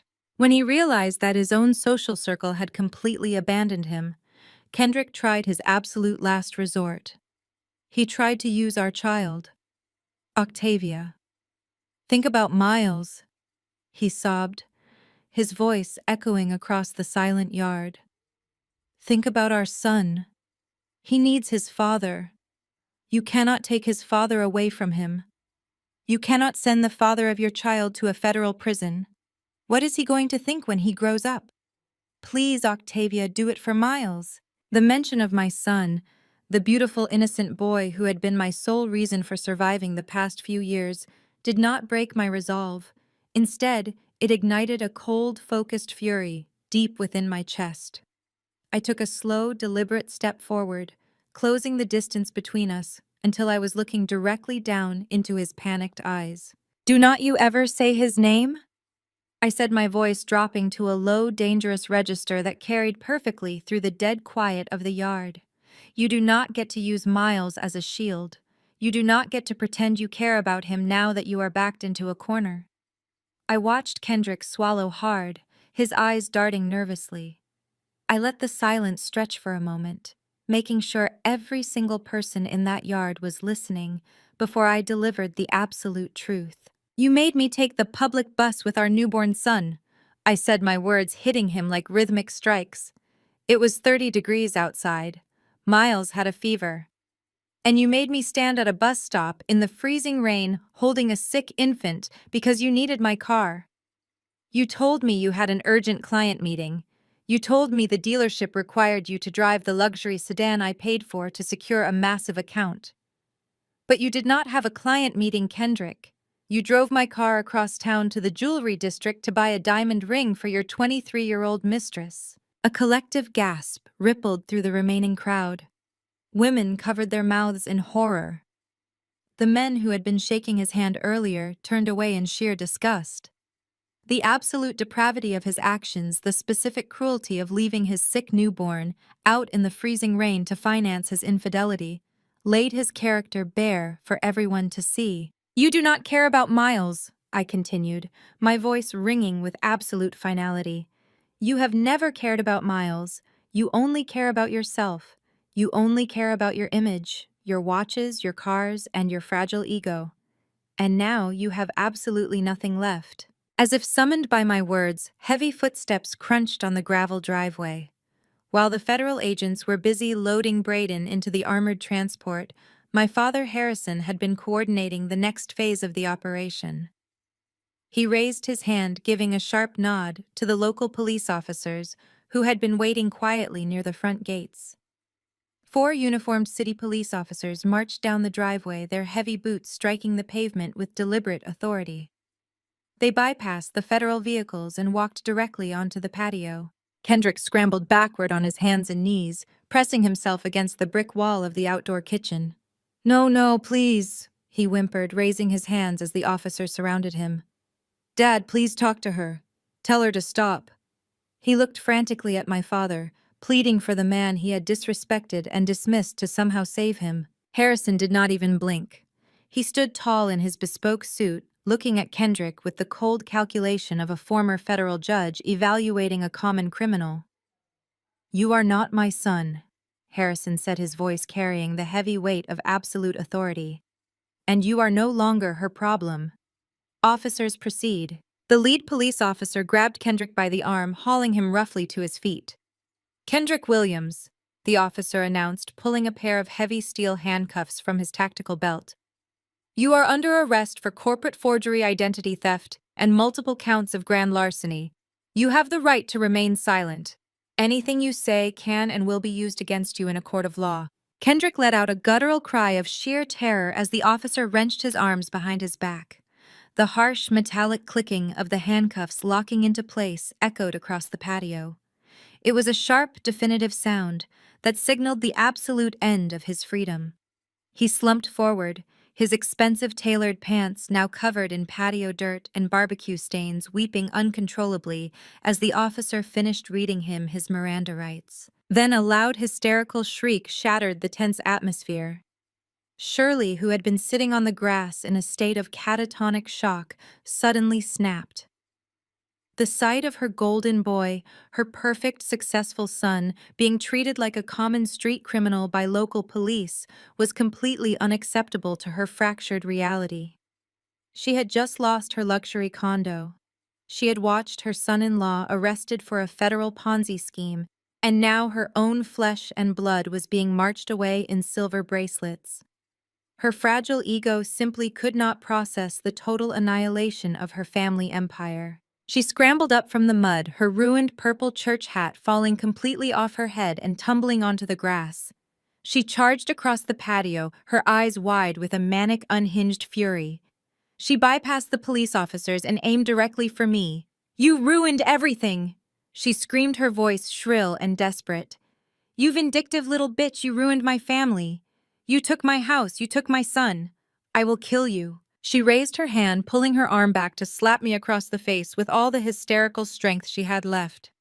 I did not move. I did not flinch. I simply stood there and watched her self-destruct. Before her hand could even come close to my face, a female police officer intercepted her. The officer grabbed Shirley by the wrist, twisting her arm sharply behind her back and sweeping her leg. Shirley let out a breathless gasp as she was shoved forcefully face first against the side of the stone barbecue island. "Ma'am, stand down immediately," the officer ordered, pressing her weight against Shirley's back. "You are assaulting a victim at an active crime scene." Shirley struggled wildly, kicking her muddy heels against the stone and screaming obscenities that made the nearby church deacons visibly cringe. "Get your hands off me! You do not know who I am!" she shrieked, her face pressed against the cold stone. "I am a senior elder at this church. My son is a wealthy executive. You cannot treat me like this." The officer did not hesitate. She pulled a second set of handcuffs from her belt. "Shirley Williams, you are under arrest for attempted assault and interfering with an active police investigation," the officer stated calmly, snapping the cuffs onto Shirley's wrists. The sheer indignity of the moment was absolute. The proud, arrogant woman, who had spent the entire afternoon mocking my dirty t-shirt and stained apron, was now pinned against a barbecue grill, wearing a mud-stained church suit and screaming like a common criminal in front of her entire high society congregation. I watched as the officers hoisted Shirley to her feet. Her makeup was completely smeared, running down her face in dark, jagged lines. She looked wild, desperate, and totally broken. She glared at me with pure venom, but she had absolutely no power left. Her condo was gone. Her son was going to prison. Her son-in-law was going to federal prison, and she was about to be booked into the local county jail for assault. The kingdom she thought she was ruling had burned to the ground in less than an hour. The police officers grabbed Kendrick by his arms and began marching him down the long paved driveway toward the waiting police cruisers. The walk of shame was spectacular. The entire church congregation, the wealthy local politicians, the prominent defense attorneys, and the senior bank managers all stood silently on the grass watching him. The man who had loudly bragged about his massive wealth and his corporate success was now doing the perp walk through his own backyard covered in dirt and weeping like a terrified child. Nobody offered to help him. Nobody called out words of support. The people he had bought expensive whiskey for simply turned their heads away, embarrassed to even be associated with him. I followed them down the driveway, walking slowly alongside my father. Harrison carried his leather briefcase with quiet dignity, projecting a silent strength that made the remaining guests part out of our way with immediate respect. We stopped at the end of the driveway just as the police officers reached the local cruisers parked behind the federal armored SUVs. The lead officer opened the back door of the squad car and placed a heavy hand on top of Kendrick's head, guiding him down into the cramped plastic back seat. Kendrick slid awkwardly into the vehicle, his handcuffed hands making it difficult to balance. He looked absolutely tiny sitting in the back of that police car. The arrogant man who had demanded I pack my bags and leave his house was now trapped in the back of a municipal vehicle with no control over where he was going. Before the officer could shut the heavy metal door, I stepped forward. I placed my hand on the edge of the open car door and leaned down so I was perfectly at eye level with my ex-husband. He looked up at me, his face streaked with tears and dirt, his eyes filled with a pathetic, desperate hope that I might still somehow change my mind. He opened his mouth to beg one last time. I did not let him speak. I looked at the man who had betrayed me, stolen from me, and left me to freeze at a bus stop with our sick child. I felt the cool evening breeze blowing across the driveway, lifting my hair slightly. "Enjoy the ride, Kendrick," I said, my voice perfectly smooth and carrying clearly into the quiet interior of the squad car. Unlike the bus, this one is free. I stepped back and nodded to the police officer. The officer slammed the heavy door shut with a loud metallic clank, trapping Kendrick inside. The engine of the cruiser revved to life.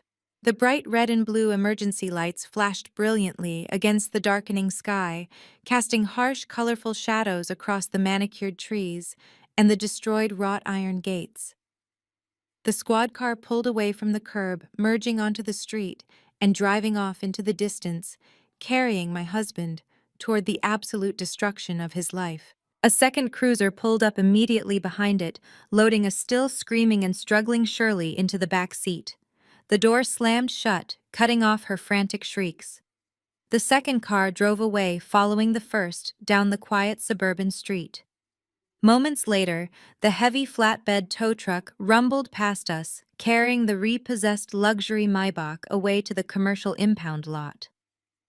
Finally, the four black federal SUVs pulled out carrying Braden and all the stolen financial ledgers toward the federal holding facility. Within a matter of minutes, the driveway was completely empty. The flashing lights disappeared around the corner, and the mechanical rumbling of the heavy engines faded into the distance. I stood at the end of the driveway next to my father and looked back toward the estate. The massive backyard, once filled with loud gospel music, clinking iced tea glasses, and arrogant laughter, was now enveloped in a stunned, dead silence. The high society guests were completely frozen, standing among the abandoned catering tables and the ruined flower beds, trying to comprehend the sheer magnitude of the absolute annihilation they had just witnessed. The dominoes had finished falling, and the ground was completely clear. 8 months passed with the rapid, brutal efficiency of a corporate liquidation. The justice system, when motivated by highly publicized federal fraud and angry wealthy investors, moves with a terrifying, relentless speed. There were no lengthy, dramatic trials for the men who had tried to destroy me. The evidence my father and I handed over to the authorities was too absolute, too meticulously documented for any high-priced defense attorney to fight. Braden, the arrogant crypto genius who had spent his entire adult life lecturing hard-working men about pulling themselves up by their bootstraps, completely collapsed during his very first federal deposition. He wept openly at the defense table and took a blind plea deal just to avoid a 30-year sentence. He received 15 years in a maximum security federal penitentiary without the possibility of early parole. Kendrick, my treacherous ex-husband, tried desperately to bargain. He tried to turn state evidence against his own brother-in-law, but he quickly realized he had absolutely nothing to offer that the FBI did not already possess. The judge, looking at the forged signatures, the stolen home equity, the fake mortgage documents, and the sheer cowardly greed of it all, handed Kendrick 8 years in federal prison. His $40,000 stolen watch was seized immediately to pay court fees. Ebony, the young blonde receptionist who thought she was inheriting a kingdom, found out exactly what happens when you build your entire future on stolen funds.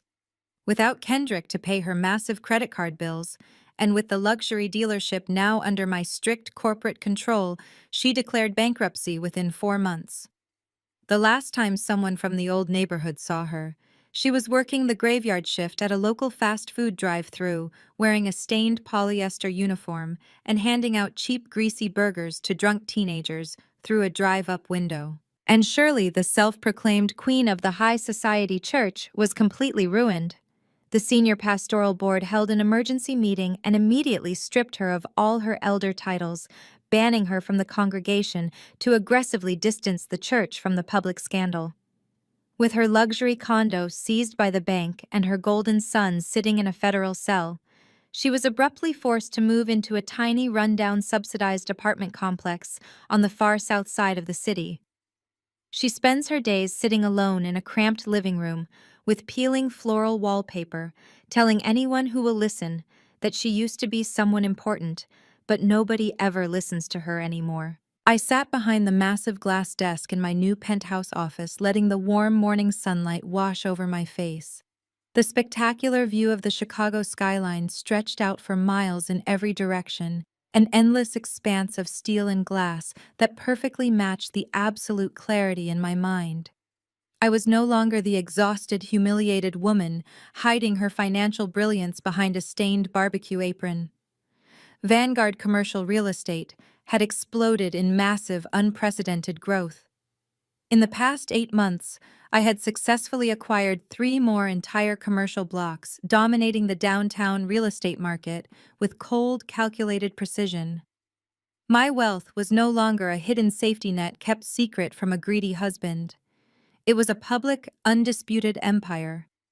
My face had recently graced the cover of 2 major national business magazines, highlighting my ruthless acquisition of Kendrick former luxury dealership and my rapid expansion across the city. I was unbothered, thriving, and completely untouchable in my glass tower. But the most important victory of all was not financial. It was legal. Sitting on the corner of my immaculate desk was a thick stack of heavy paper bearing the official gold seal of the family court. I had full sole and absolute custody of my son Miles. Because of Kendrick's multiple felony convictions, his massive financial fraud, and his documented history of severe emotional and economic abuse, the family court judge had permanently terminated his parental rights. The judge did not even hesitate. Kendrick had absolutely no legal claim to my child. He had no visitation rights. He had no right to ever see Miles again. The beautiful, innocent boy, who had been my only reason for surviving the darkness of my marriage, was now entirely mine, safe from the toxic manipulation and the narcissistic cruelty of the Williams family. The quiet, productive hum of the executive office was suddenly interrupted by the sharp ringing of my private, secure phone line. My assistant knew never to route calls to this particular number unless it was absolutely critical. I reached out and pressed the blinking button, putting the call on speakerphone. The automated mechanical voice of the federal prison system echoed through my spacious office, announcing a collect call from an inmate at the Federal Correctional Institution. I pressed the button to accept the charges, leaning back slowly in my heavy leather chair. Octavia. The voice on the other end was a pathetic, raspy whine. It was Kendrick. He was crying deep, wet, hysterical sobs that sounded completely broken. Octavia, please, you have to help me, he begged, his words tumbling over each other in a desperate, manic panic. It is terrible in here. You do not understand what they do to people like me. They took my designer shoes, they took my clothes, they took everything. You have to put some money on my commissary account. Octavia, please, I am begging you. I am starving in here. The food they give us on the trays is disgusting and I cannot eat it. I just need a few $100s. You have millions now. I saw the magazine articles. You own everything. Please just send me something so I can buy some decent food. I listened to him sob through the static of the prison phone line. I listened to the miserable pleading of the man who had deliberately made me take the public bus in the freezing rain with our sick newborn son, just so he could drive my luxury car to buy diamonds for his young mistress. I picked up my steaming mug of dark roast coffee and took a slow, deliberate sip, letting the silence stretch out and force him to sit in his own pathetic desperation. My eyes traced the magnificent architectural lines of the Chicago skyscrapers piercing the morning clouds outside my window. I hear the prison cafeteria serves dinner at 5 p.m.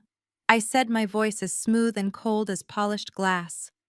Why did not you plan better? I reached over and pressed the disconnect button, cutting off his pathetic wailing mid-sentence. I picked up the phone, completely wiped the device of its history, and dropped it directly into the heavy metal trash can beside my desk. I stood up, smoothing the front of my tailored designer suit. From the adjoining private nursery I had built next to my office, I could hear the soft, happy babbling of my son Miles waking up from his morning nap. I walked away from the desk, leaving Kendrick and his entire ruined world behind me forever, and went to pick up my baby. The greatest lesson from this story is that true strength does not require an audience. While toxic people build fragile kingdoms on lies, greed, and the exploitation of others, authentic power is cultivated in silence. Octavia endured unimaginable disrespect, but she never allowed her abusers to define her worth. She quietly gathered her resources, secured her independence, and struck only when her victory was absolute. Revenge is sweetest when it is served as cold, unarguable justice. Ultimately, we learn that setting firm boundaries and prioritizing our own peace is the ultimate triumph over those who try to destroy us. If you have ever had to quietly rebuild your life after a major betrayal, drop a comment below and share your own story of triumph.